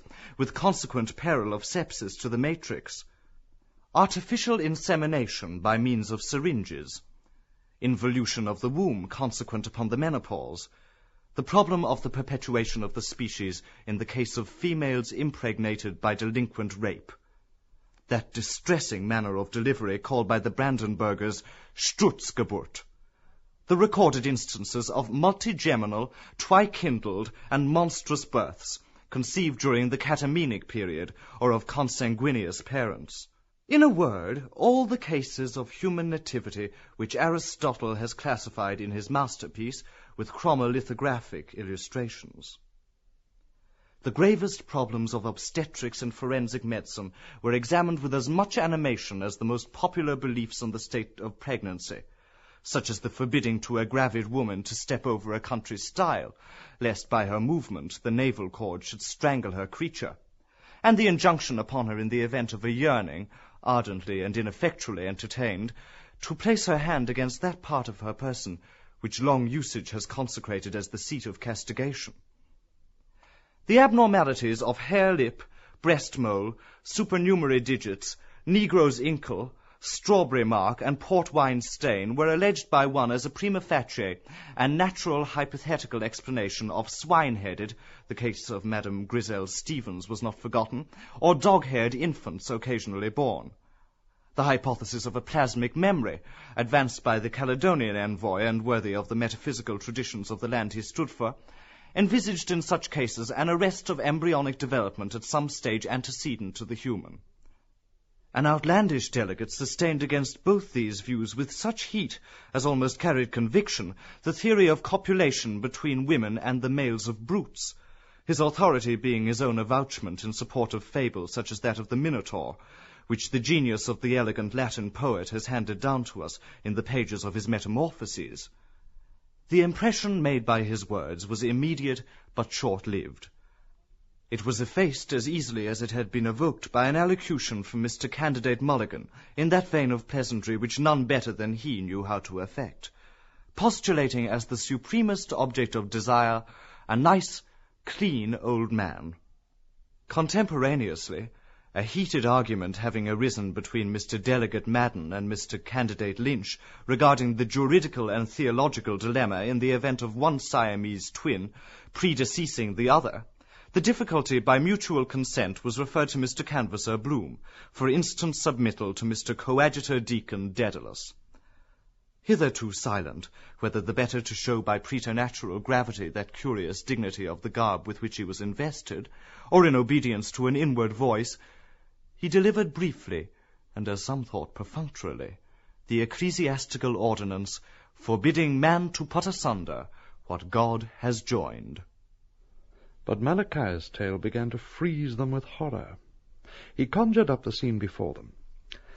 The secret panel beside the chimney slid back, and in the recess appeared Haines. Which of us did not feel his flesh creep? He had a portfolio full of Celtic literature in one hand, in the other a phial marked poison. Surprise, horror, loathing were depicted on all faces, while he eyed them with a ghastly grin. "I anticipated some such reception," he began with an eldritch laugh, for which it seems history is to blame. "Yes, it is true. I am the murderer of Samuel Childs. And how I am punished! The inferno is no terrors for me. This is the appearances on me. Tear and ages, what way would I be resting at all?" he muttered thickly, "and I tramping Dublin this while back with my share of songs, and himself after me the like of a South or a Bulawurris. My hell and Ireland's is in this life. It is what I tried to obliterate my crime. Distractions, rook shooting, the Erse language. He recited some. Laudanum. He raised the phial to his lips. Camping out. In vain. His spectre stalks me.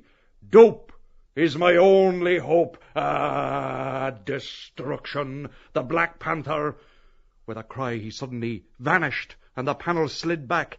An instant later his head appeared in the door opposite and said, "Meet me at Westland Row Station at 11:10. He was gone. Tears gushed from the eyes of the dissipated host. The seer raised his hand to heaven, murmuring, "The vendetta of Manannán." The sage repeated, "Lex talionis." The sentimentalist is he who would enjoy without incurring the immense debtorship for a thing done. Malachias, overcome by emotion, ceased. The mystery was unveiled. Haines was the third brother. His real name was Childs. The Black Panther was himself, the ghost of his own father. He drank drugs to obliterate. For this relief, much thanks. The lonely house by the graveyard is uninhabited. No soul will live there. The spider pitches a web in the solitude. The nocturnal rat peers from his hole. A curse is on it. It is haunted. Murderer's ground. What is the age of the soul of man? As she hath the virtue of the chameleon to change her hue at every new approach, to be gay with the merry and mournful with the downcast, so too is her age changeable as her mood. No longer is Leopold, as he sits there ruminating, chewing the cud of reminiscence, that staid agent of publicity and holder of a modest substance in the funds. He is young Leopold, as in a retrospective arrangement, a mirror within a mirror. Hey, presto! He beholdeth himself.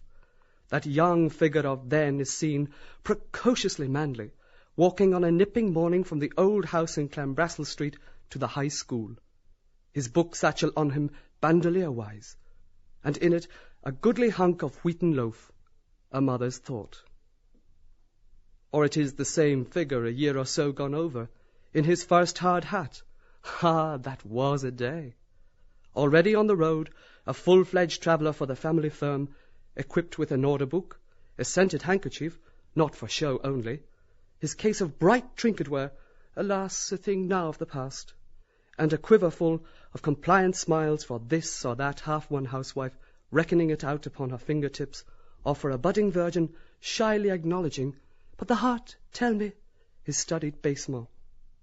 The scent, the smile, but more than these, the dark eyes and oleaginous address, brought home at duskfall many a commission to the head of the firm, seated with Jacob's pipe after light labours in the paternal ingle, a meal of noodles, you may be sure, is a-heating, reading through round-horn spectacles some paper from the Europe of a month before.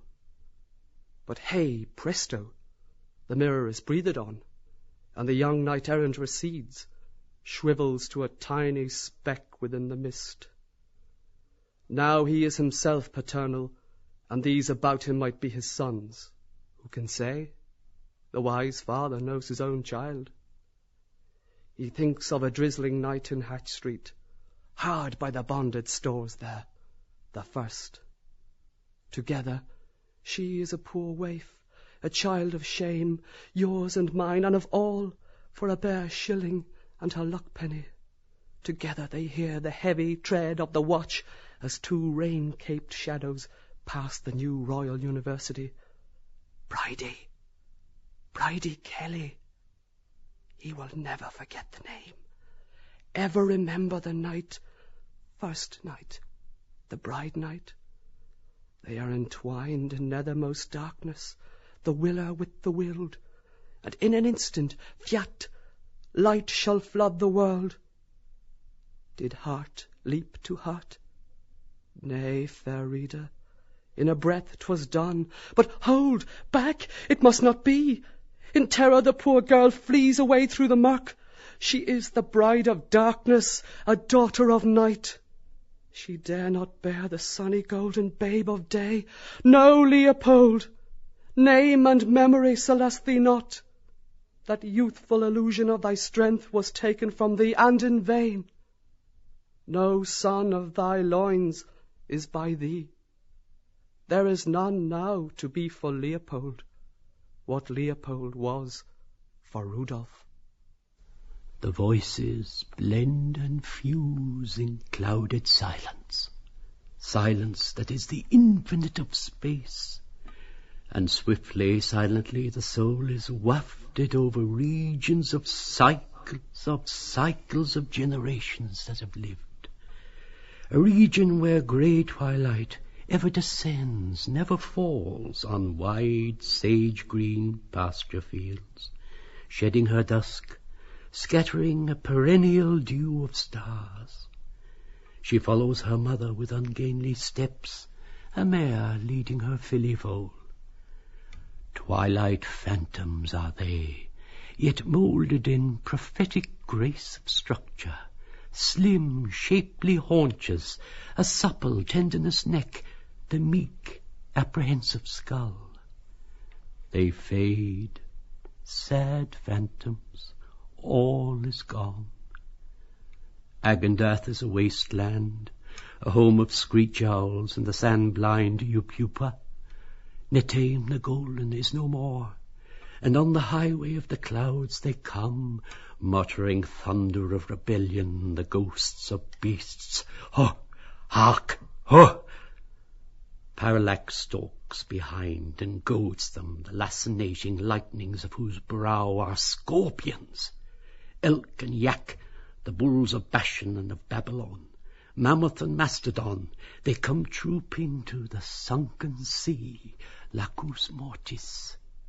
Ominous, revengeful, zodiacal host, they moan, passing upon the clouds, horned and capricorned, the trumpeted with the tusked, the lion-maned, the giant-antlered, snouter and crawler, rodent, ruminant, and pachyderm, all their moving, moaning multitude, murderers of the sun.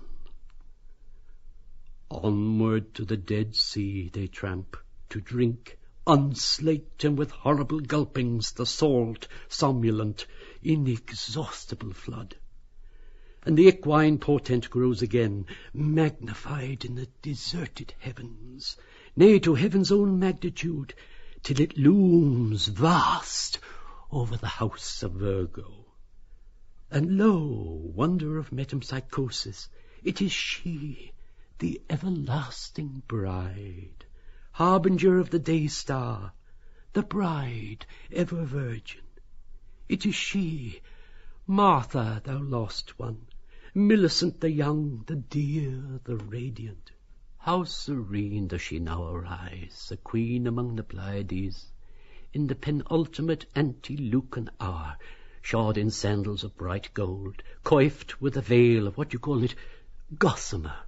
It floats, it flows about her star-born flesh, and loose it streams emerald, sapphire, mauve, and heliotrope, sustained on currents of cold interstellar wind, winding, coiling, simply swirling, writhing in the skies, a mysterious writing, till after a myriad metamorphoses of symbol, it blazes, Alpha, a ruby and triangle sign, upon the forehead of Taurus. Francis was reminding Stephen of years before, when they had been at school together in Conmee's time. He asked about Glaucon, Alcibiades, Pisistratus. Where were they now? Neither knew. You have spoken of the past and its phantoms, Stephen said. Why think of them? If I call them into life across the waters of Lethe, will not the poor ghosts troop to my call? Who supposes it? I, Boost Stephenumenus, bullock-befriending bard, am lord and giver of their life. He encircled his gadding hair with the coronal of vine leaves, smiling at Vincent.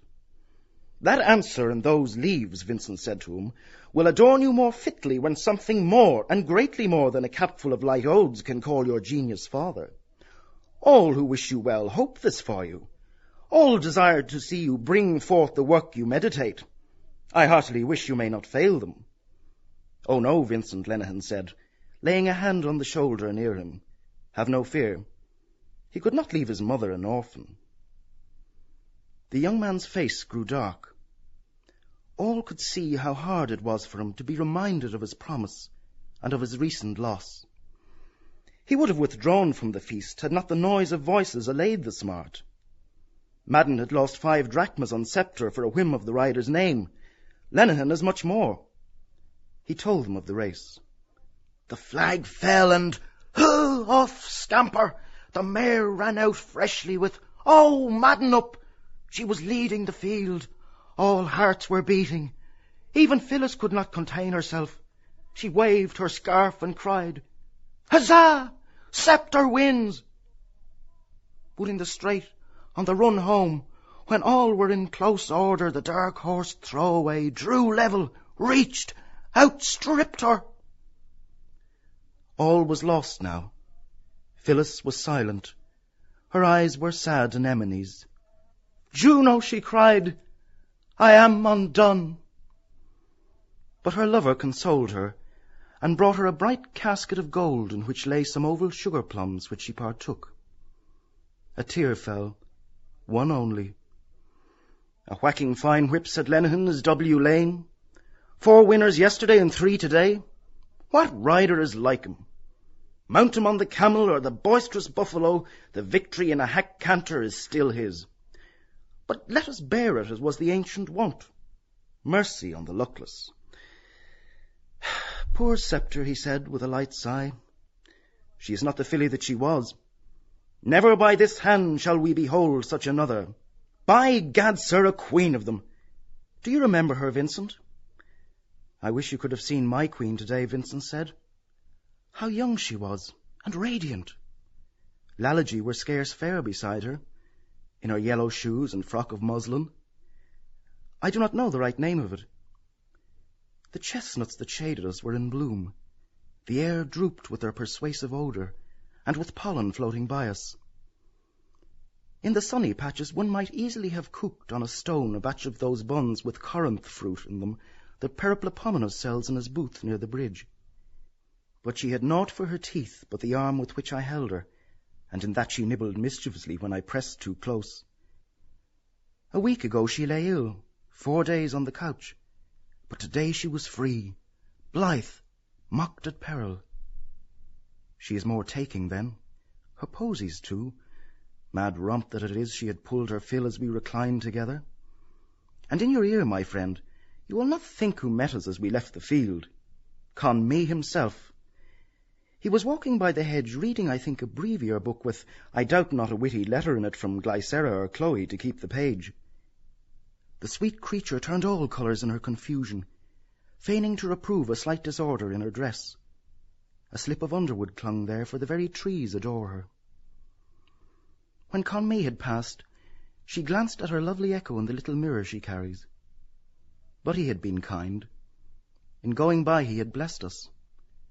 The gods, too, are ever kind, Lenehan said. If I had poor luck with Bass's mare, perhaps this draught of his may serve me more propensely. He was laying his hand upon a wine-jar. Malachy saw it and withheld his act, pointing to the stranger and to the scarlet label. Warily Malachy whispered, "Preserve a druid silence. His soul is far away. It is as painful, perhaps, to be awakened from a vision as to be born. Any object intensely regarded may be a gate of access to the incorruptible Aeon of the gods. Do you not think it, Stephen?" "Theosophus told me so," Stephen answered, "whom in a previous existence Egyptian priests initiated into the mysteries of karmic law. The lords of the moon, Theosophus told me, an orange fiery shipload from planet Alpha of the lunar chain, would not assume the etheric doubles, and these were therefore incarnated by the ruby-coloured Egos from the second constellation." However, as a matter of fact, though, the preposterous surmise about him being in some description of a doldrums or other, or mesmerized, which was entirely due to a misconception of the shallowest character, was not the case at all. The individual whose visual organs, while the above was going on, were at this juncture commencing to exhibit symptoms of animation, was as astute, if not astuter, than any man living, and anybody that conjectured the contrary would have found themselves pretty speedily in the wrong shop. During the past 4 minutes or thereabouts, he had been staring hard at a certain amount of No. 1 Bass, bottled by Messrs. Bass & Co. at Burton-on-Trent, which happened to be situated amongst a lot of others, right opposite to where he was, and which was certainly calculated to attract anyone's remark on account of its scarlet appearance. He was simply and solely, as it subsequently transpired, for reasons best known to himself, which put quite an altogether different complexion on the proceedings, after the moment before's observations about boyhood days and the turf, recollecting 2 or 3 private transactions of his own, which the other 2 were as mutually innocent of as the babe unborn. Eventually, however, both their eyes met, and as soon as it began to dawn on him that the other was endeavouring to help himself to the thing, he involuntarily determined to help him himself, and so he accordingly took hold of the medium-sized glass recipient which contained the fluid sought after, and made a capacious hole in it by pouring a lot of it out, with, also at the same time, however, a considerable degree of attentiveness, in order not to upset any of the beer that was in it about the place. The debate which ensued was, in its scope and progress, an epitome of the course of life. Neither place nor council was lacking in dignity.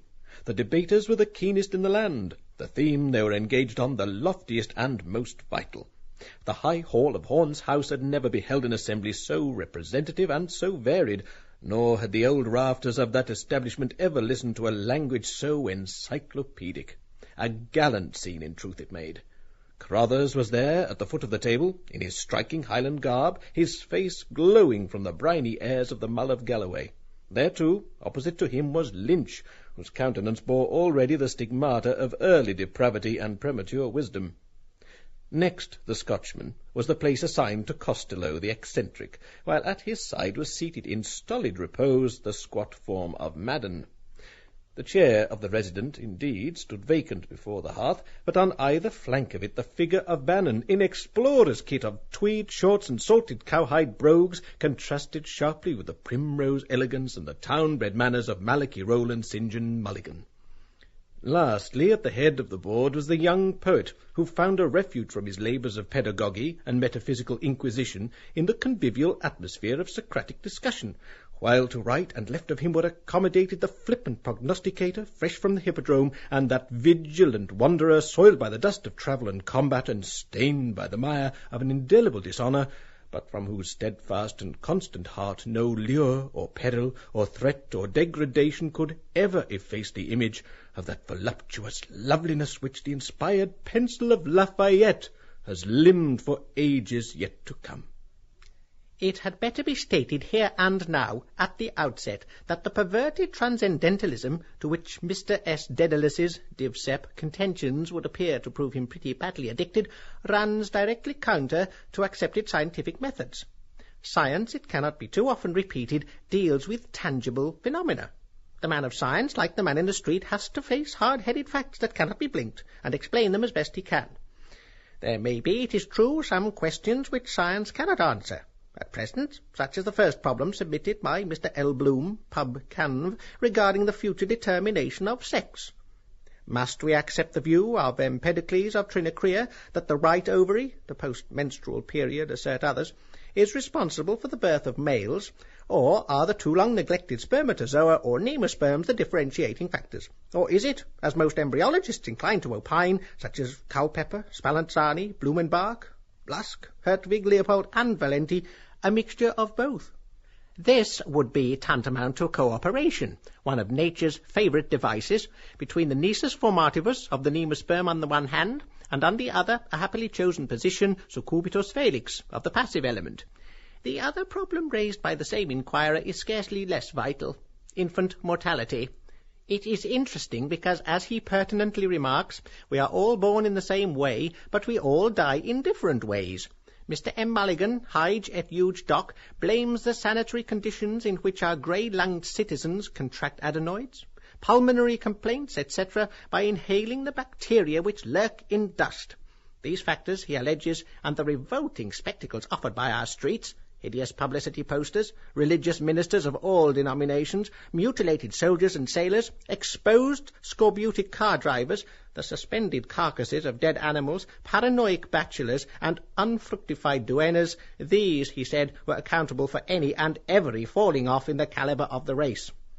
Calipedia, he prophesied, would soon be generally adopted, and all the graces of life, genuinely good music, agreeable literature, light philosophy, instructive pictures, plaster-cast reproductions of the classical statues, such as Venus and Apollo, artistic coloured photographs of prize babies, all these little attentions would enable ladies who were in a particular condition to pass the intervening months in a most enjoyable manner.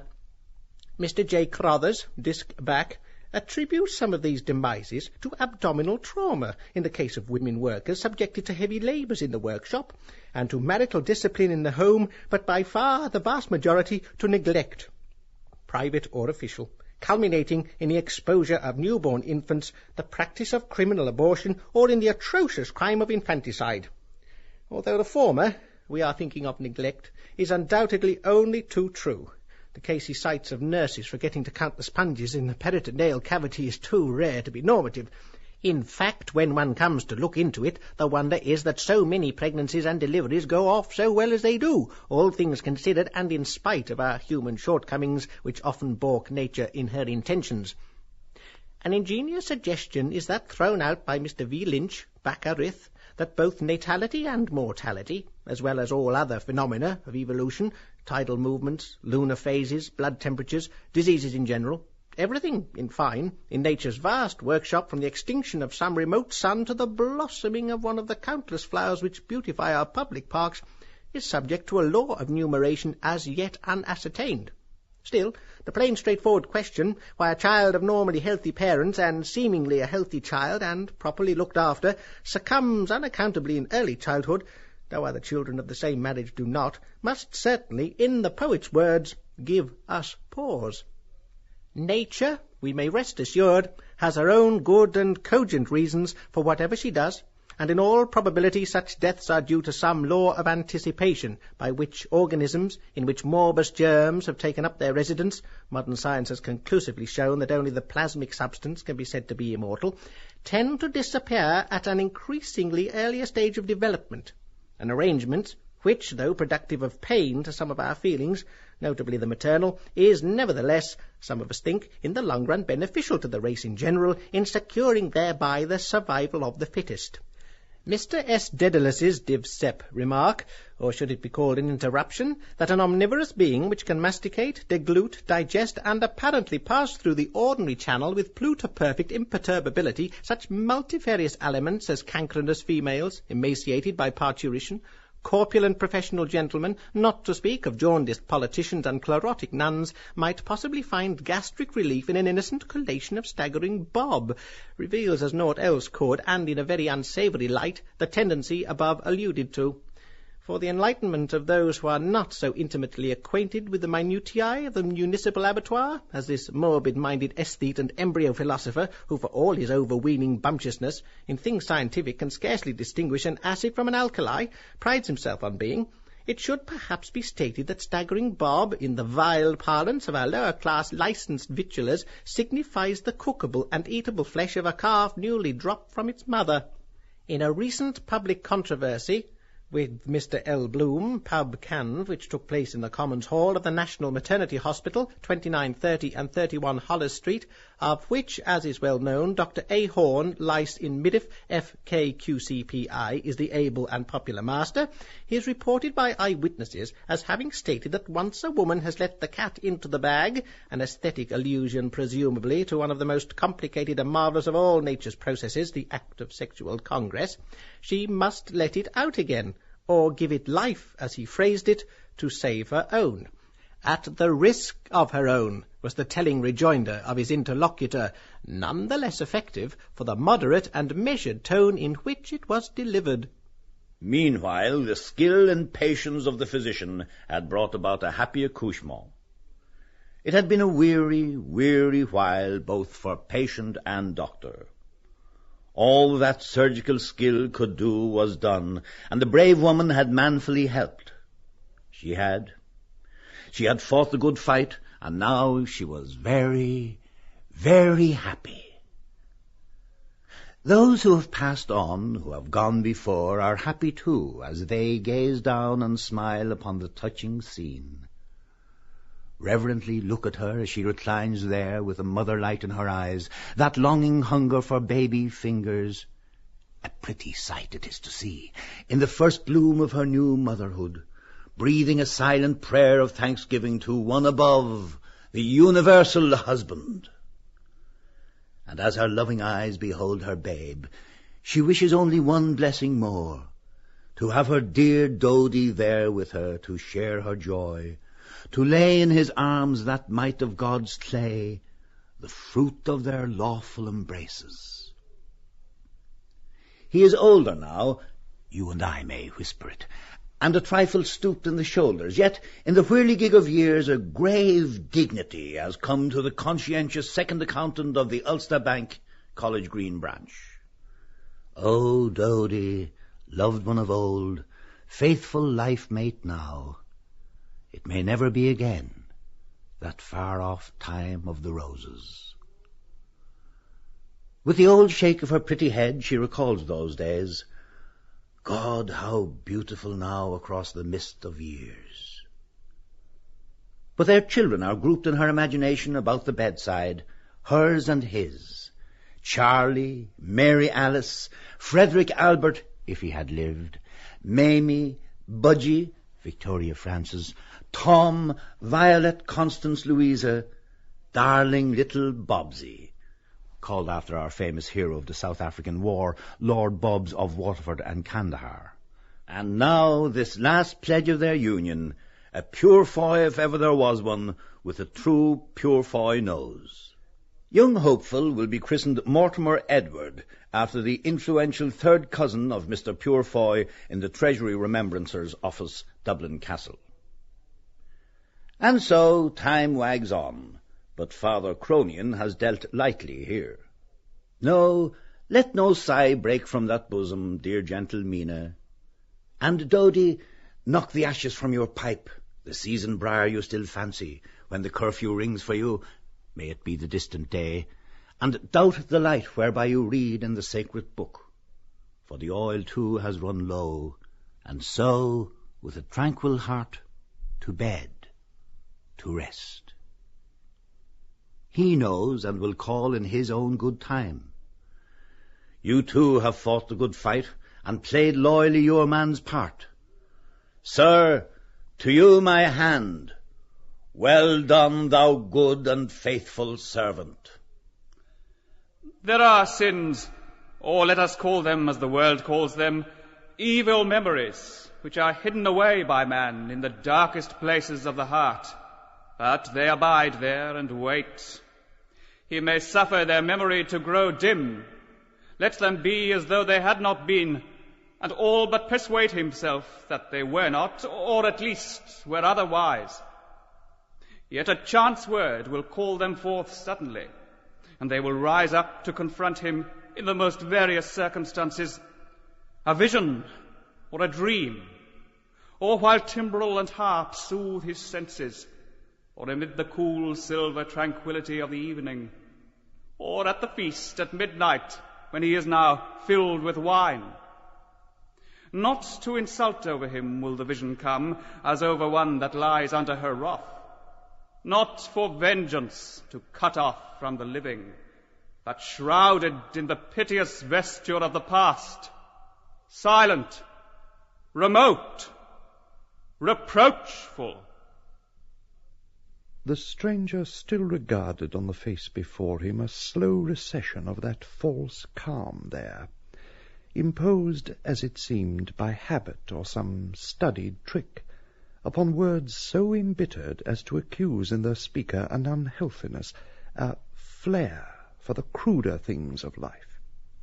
A scene disengages itself in the observer's memory, evoked, it would seem, by a word of so natural a homeliness as if those days were really present there, as some thought, with their immediate pleasures.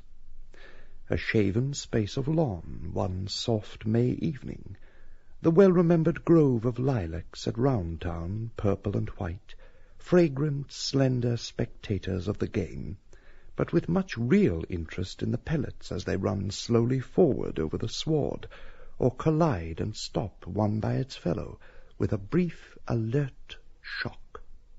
And yonder, about that grey urn, where the water moves at times in thoughtful irrigation, you saw another as fragrant sisterhood, Floey, Atty, Tiny, and their darker friend, with I know not what of a resting in her pose then, Our Lady of the Cherries, a comely brace of them pendant from an ear, bringing out the foreign warmth of the skin so daintily against the cool, ardent fruit. A lad of 4 or 5 in linsey-woolsey, blossom time, but there will be cheer in the kindly hearth when ere long the bowls are gathered and hutched, is standing on the urn, secured by that circle of girlish, fond hands. He frowns a little, just as this young man does now, with a perhaps too conscious enjoyment of danger, but must needs glance at whiles towards where his mother watches from the piazzetta, giving upon the flower-close with a faint shadow of remoteness, or of reproach, alles Vergängliche, in her glad look. Mark this farther, and remember, the end comes suddenly. Enter that antechamber of birth, where the studious are assembled, and note their faces. Nothing, as it seems, there of rash or violent. Quietude of custody, rather, befitting their station in that house, the vigilant watch of shepherds and of angels about a crib in Bethlehem of Judah long ago. But as before the lightning, the serried storm clouds, heavy with preponderant excess of moisture, in swollen masses turgidly distended, compass earth and sky in one vast slumber, impending above parched field and drowsy oxen and blighted growth of shrub and verdure, till in an instant a flash rives their centres, and with the reverberation of the thunder the cloudburst pours its torrent. So and not otherwise was the transformation, violent and instantaneous, upon the utterance of the word. Burks, out flings my Lord Stephen, giving the cry, and a tag and bobtail of them all after. Cockerel, jackanapes, Wilshire, pill doctor, punctual Bloom at heels with a universal grabbing at headgear, ash plants, bilboes, Panama hats and scabbards, Zermatt alpenstocks and what not. A detail of lusty youth, noble every student there. Nurse Callan taken aback in the hallway, cannot stay them. Nurse smiling surgeon coming downstairs with news of placentation ended, a full pound if a milligram. They hark them on. The door, it is open. Ha! They are out tumultuously off for a minute's race, all bravely legging it. Burks of Denzil and Hollis their ulterior goal. Dixon follows, giving them sharp language, but raps out an oath, he too, and on. Bloom stays with Nurse the Thought to send a kind word to happy mother and nursling up there. Dr. Diet and Dr. Quiet. Look she too, not other now. Ward of watching in Horn's house has told its tale in that washed-out parlour.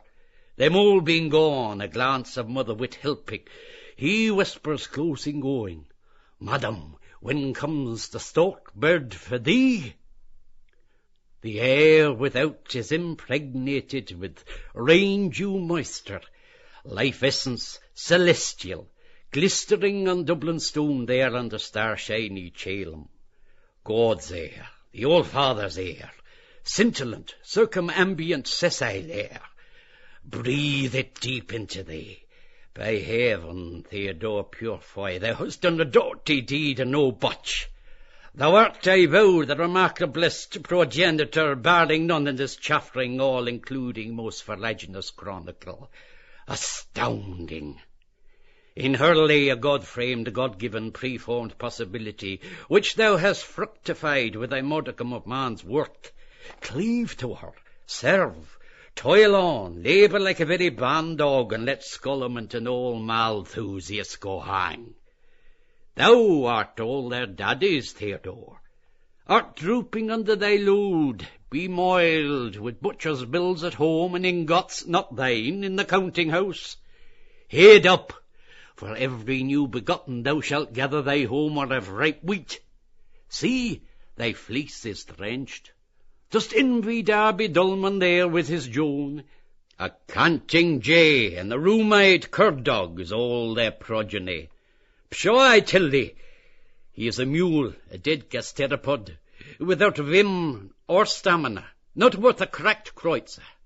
Copulation without population. No, say I. Herod, slaughter of the innocents with a truer name. Vegetables, forsooth, and sterile cohabitation. Give her beefsteaks, red, raw, bleeding. She's a holy pandemonium of ills, enlarged glands, mumps, quinsy, bunions, hay fever, bed sores, ringworm, floating kidney, Derbyshire neck, warts, bilious attacks, gallstones, cold feet, varicose veins. A truce to threens and trantles and jeremies and all such congenital defunctive music. 20 years of it, regret them not. With thee it was not as with many that will and would and wait and never do. Thou sawest thy America, thy life task, and didst charge to cover like the transpontine bison. How sayest Zarathustra? Deine Kut Rupsal, melkest du, non trinkst du die Susa Milch des Euters. See, it explodes for thee in abundance. Drink, man, another fill. Mother's milk purify the milk of human kin. Milk too of those burgeoning stars overhead, rutilant in thin rain vapour. Punch milk such as those rioters will quaff in their guzzling den. Milk of madness, the honey milk of Canaan's land. Thy cow's dug was tough, what? Aye, but her milk is hot and sweet and fattening. No dollop this, but thick, rich bonniclaba. To her old patriarch. Pop! Pardeum patulum et portundum nunc bibendum. All off for a buster, arms strong, hollering down the street. Bonafides, where you slept last night? Timothy of the battered naggin, like old Billy-o. Any brollies or gumboots in the family? Where the Henry Neville Sawbones and Old Flo? Sorrow one of me knows. Right there, Dix. Forward the ribbon counter. Where's Punch? All serene. Jay, look at the drunken minister coming out of the maternity hospital. Benedicat vos omnipotens Deus pater et filius. A make, mister? The dens are lame, boys. Hell blast ye, scoot! Right-ho, Isaac, shove 'em out of the bleeding limelight. Yous join us, dear sir. No intrusion in life. Lou heap good man, only say me this bunch. On a moment, mes enfants. Fire away, number one of the gun. Burks! Thence they advanced 5 parasangs, Slattery's mounted foot. Where's that bleeding offer? Parson Steve, apostate's creed. No, Mulligan, abaft there. Shove ahead. Keep a watch on the clock. Chucking out time. Molly, what's on you? Ma mère, ma mariée. British beatitudes! What damn plan, diddly boom boom? Eyes have it, to be printed and bound at the Druidrum Press by 2 designing females. Calf covers of piston green. Last word in art shades. Most beautiful book come out of Ireland, my time. Silentium. Get a spurt on. Tension! Proceed to nearest canteen and there annex liquor stores. March! Tramp, tramp, tramp, the boys are... Attitudes! Marching. Beer, beef, business, Bibles, bulldogs, battleships, buggery and bishops! Whether on the scaffold high... Beer, beef, trample the Bibles! When for Ireland dear... Trample the tramplers! Thunderation, keep that darned military step! We fall... Bishops, booze box, halt! Heave to, rugger, scrum in, no touch kicking! Oh, my tootsies! You hurt? Most amazingly sorry.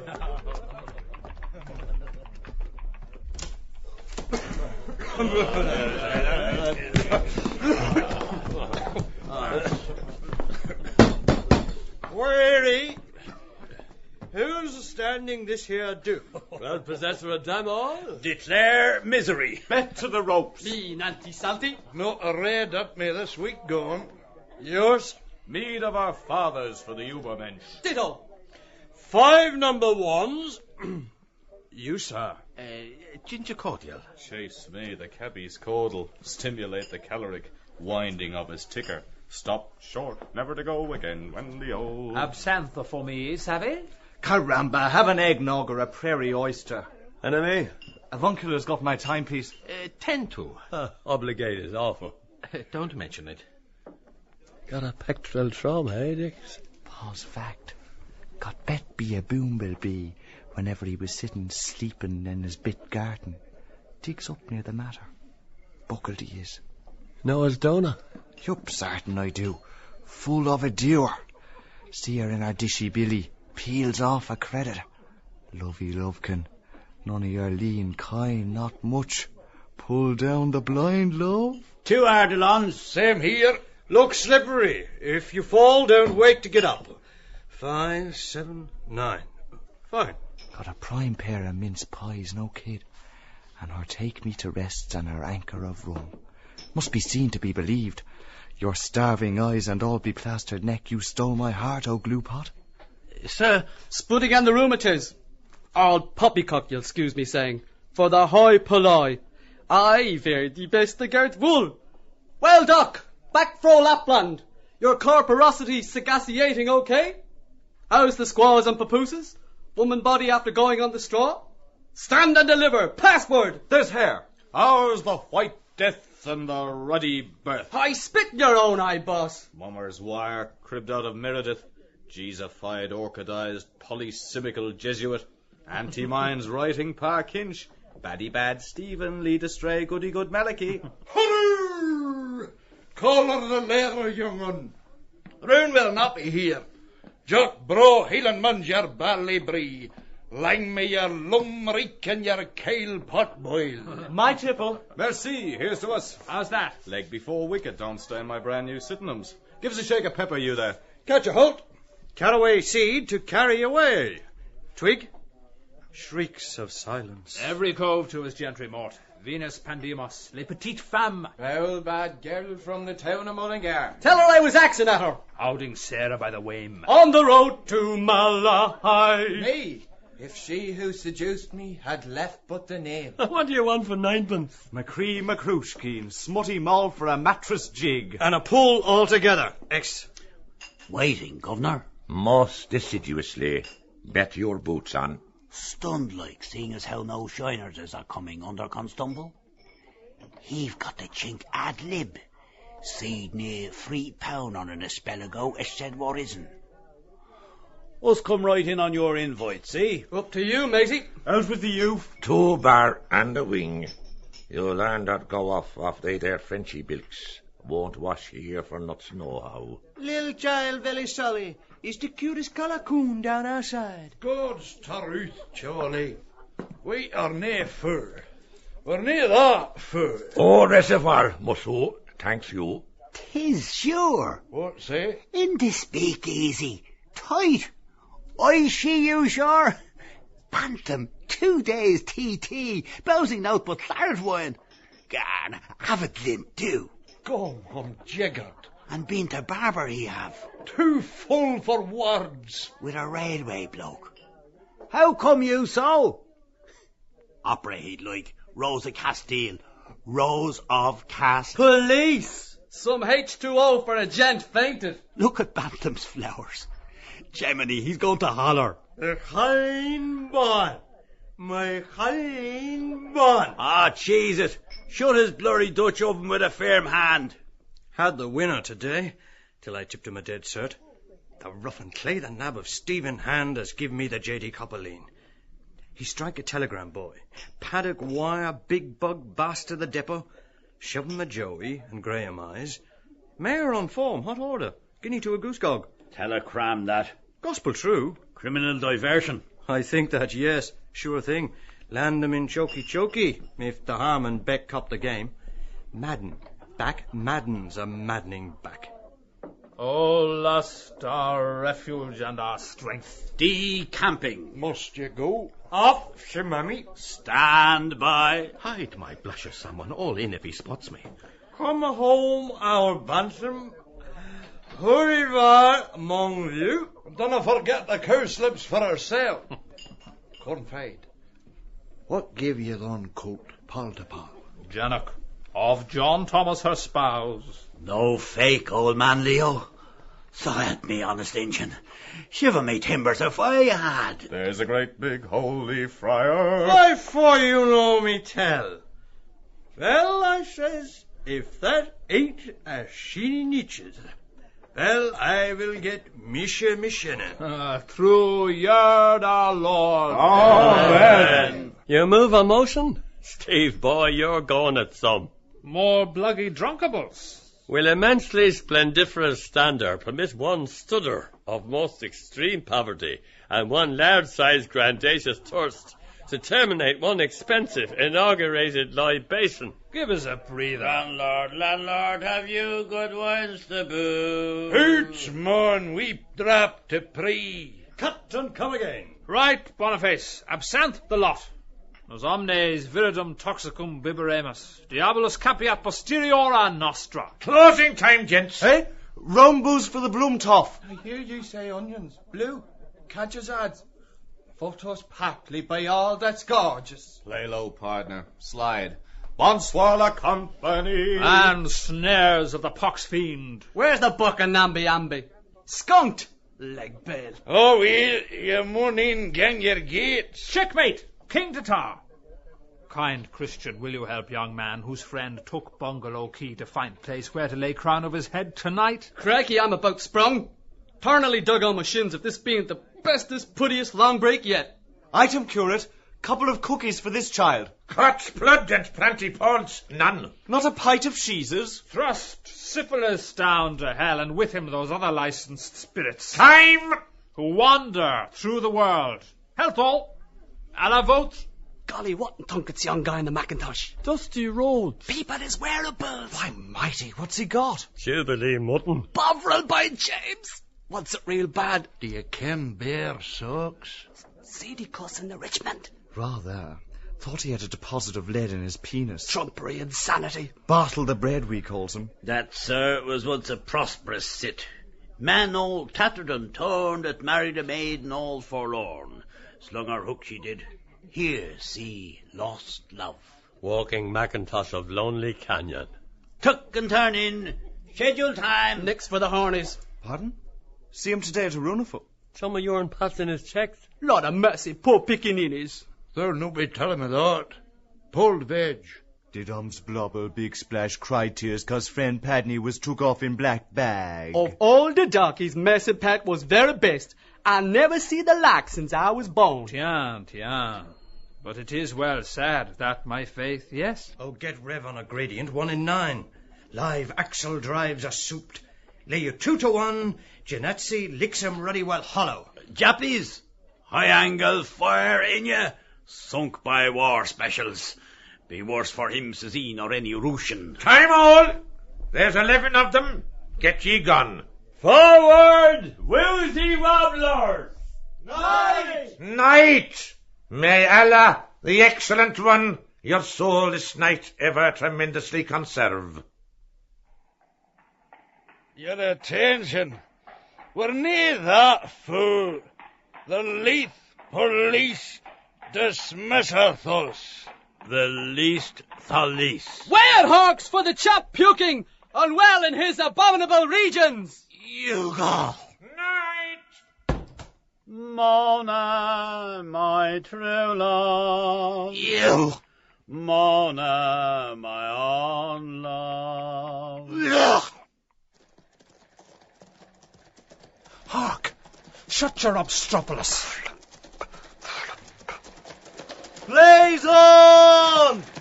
There she goes! Brigade! Batship! Man Street way! Cut up! Tally-ho! You not come? Run! Skelter! Race! Lynch! Hey! Sign on long of me. Denzil Lane this way. Change here for Bawdy House. We too, she said, will seek the kips where Shady Mary is. Right-ho! Any old time? Le tabuntor in cubilibus suis. You coming long? Whisper. Who the sooty hell's the Johnny in the black duds? Hush! Sinned against the light, and even now that day is at hand when he shall come to judge the world by fire. Flap! Ut implerentur scripturae. Strike up a ballot. Then out spake Medical Dick to his comrade Medical Davy. Christical! Who's this excrement yellow gospeler on the Marion Hall?